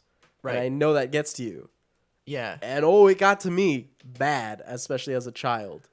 And this movie, like, actively terrified me. It was black and white, so I was like, black and white movie's bad. I hadn't seen To Kill a Mockingbird yet. Okay. And, I'm just saying, it terrified me. I didn't watch the whole movie, but I figured I'd put it out there because it was my first exposure to David Lynch. Interesting. And I didn't even know it until years later after I had seen, I believe, Blue Velvet was my first. This is David Lynch sitting down watching. Because, of course, my first actual was Twin Peaks. Interesting. So he's got a messed up face. Okay. Mm-hmm. The reason I'm like that is because I remember this is another childhood trauma time for me. That's what the holidays are for. I remember seeing. The holidays are for childhood trauma. I had to be probably 8. Yeah. And I remember I was just playing in the living room. My mom was watching something some sort of talk show or something. But they had an interview with this lady who was mauled by a chimpanzee. And her face was gone. Was gone, but she was pink still alive, and she was talking kinda. Mm-hmm. And I was and it freaked me out. I know exactly what you're talking about. Yes. But I remember thinking that she looked like Laffy Taffy, and it skirted the scariness for me because I was like, she looks like pink Laffy Taffy. I can still picture exactly what she looks like. Remember the eye cavity? Stop it. Because I remember. I would think about it all. I remember having another specific memory of mine. In the shower, I didn't want to turn around because I imagined she would be there. She's just this normal woman who had an unfortunate accident. I know, it's not her fault. Scary. And I was just a kid, but it's I'm fucked up forever. I have a memory. I don't remember where it's from, but I have a memory of something specifically scaring me that was a chimpanzee boy. He was half boy, half chimpanzee, and not from Jumanji. Just I don't even remember what it's from, but I remember he kissed a girl or something. It was supposed to be a thing where she accepted him or whatever. I don't think it was supposed to be scary, but I remember it fucking freaking me out. And maybe it was because after I saw the chimpanzee lady, and I was like, she doesn't know what he could do to her face. It's true. It could be. I just don't understand. Chimps are Very dangerous. And this was a chimp boy, so he was even smarter. Oh, wow. He could take off more than the face. I don't like it. Is it my turn? No, because you just did Elephant Yes, okay, Man. you're right. So I'm on to Mitchell's versus the Machines. Hey, cool. You haven't seen this No. yet. Still, No. we're waiting for it to come into theaters. I think we just missed it. Nah, Maybe. It wasn't showing near it. The nearest one was like 30 miles away. it's true. That's unfortunate. Yeah. Well, sometime. Mm-hmm. It's on Netflix. Yeah. No, I know I can watch. I might watch it tonight. There you go. It's wonderful film. I'll watch it tonight if you watch Signs tonight. I can't. Not tonight, I literally but- can't yeah. watch it tonight. Actually, just a wonderful film. Just like this film is, it just is. Does that make sense? Mm-hmm. When you see it, you'll be like, "Wow, this is." Mm-hmm. I don't. That sounds like stupid, but like if you've seen the movie and you're like around our age, you're just like, "Wow, this is really wonderful that this is like a Yeah. movie." It reminds me. I get a lot of obviously Dune 1984 vibes from it. Right. Because they have a pug. Right. That's it. That's another David Lynch connection. Just trying to squeeze in a few more at the end here. That's fine. That's fine. My last one. Yep. Is We interesting. both have one more. Is Whispering Corridors Ooh. from 1998 by Ki Hyung Park. I don't know And what this is. is, I wouldn't imagine you did. This is a Korean horror film, I wonder why. I've never seen it. which obviously K-horror is like a thing. Right. Well, in South Korea they call it horror. In North Korea they call it drama. I don't know how to react to that. Me neither. I don't even know what it means really. Anyway, yeah, Whispering Corridors. It's just a run-of-the-mill, like ghost story. It's like all girl school. Girl comes in. There's a ghost. Mystery. What's happening? Twist. Oh wow. Movie over. It's just really solid one. And I just remember watching it and just being really enthralled. I don't know if it was just the tone they went for. I don't know if it was because the culture was so different that I was kind of just... Yeah. Because their schools, it's all uniforms. Uh-huh. It's like you have like the people who are in charge of the class who are still students and stuff like that. A lot of stuff like that. I remember one of the teachers in this was literally called like the Mad Dog. And he just, during one of the days, just starts like beating the shit out of one of the students, like saying, "You're worthless, you're stupid," and just goes, God, breaks her art, and it's like, you're bad. That's nice. And I just remember being like, really like, whoa, what is this? And actually what's kind of interesting about this is that I didn't know this, but it's actually like a series, sort of. Whispering Corridors is the first, then there's one called like Memento Mori, one's called A Silent Voice. No, that's an anime Silent Voice is movie. an anime movie. It's similar to that though, because it has a cool poster of like hands like reaching out of a mouth, like Nice. trying to climb out. And I think there's like 5 of them. One came out in like 2019, like very recently. Oh wow. And I might have to like check all those out You might and just report have to back do because that. they're, as far as I know, they are anthology. They're not related to each other. They're just stories about all girl schools and ghosts. Okay. I like it. But they're cool. And again, K-horror foreign films more just expanding. I got to be thankful for it. I believe I saw it on Crackle the first time. Wow. Now I'm thankful for Crackle. Thankful for Crackle, baby. Amazing. My last one here. I'm assuming we're both very thankful for this film. It's The Starving Games. I should have. What is there not to be thankful for in just the greatest parody film of all time? The third funniest film of all time. It is also Big the Mama's third House 2, funniest- Duck Soup, Starving Games. It quite literally is the truth. That is the official list. Yeah. Starving Games taught me that parody movies can be awesome. That's why I need you to watch the Scary Movie at least one. Because Okay. I'm telling you, it's funny. It was on cable last night. Also, I got cable, by the way. Isn't that crazy? Wow. Wow. For free. I stole it. That's fine. I didn't. I did That's steal it. wonderful. And it was just on, and I was like, okay, I'm gonna watch it. And then her balls fell out, and I was like, yes. It's just awesome. But the Starving Games, yeah, it's because it was such a beloved property, especially at the time. It was like Right, the yeah. big thing, the Hunger Games, and it just good, stupid fun. It's just too funny. Mm-hmm.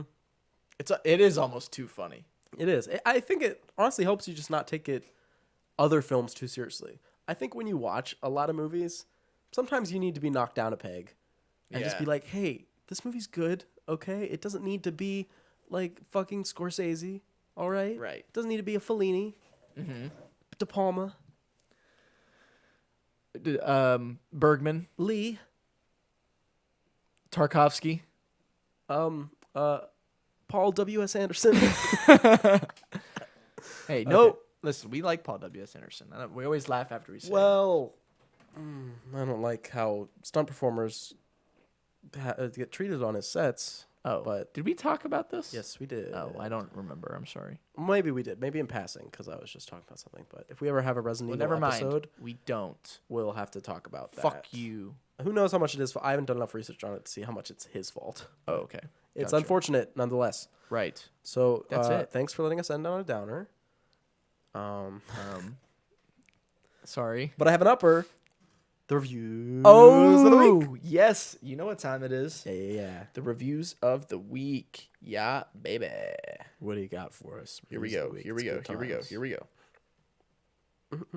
go. I have a 5-star film here. The way men acted when the Joker came out, this is my Joker, except I will be so much worse. Wait. The way men acted when the Joker came out. Remember Joker with Joaquin Phoenix? Yes. This is my Joker, except I will be so much worse. That's what this person said. I'm trying to think. It's going to be so funny when you find out. Can I ask a question? Okay. Is it from your list or is it from our weeks? That's not fair.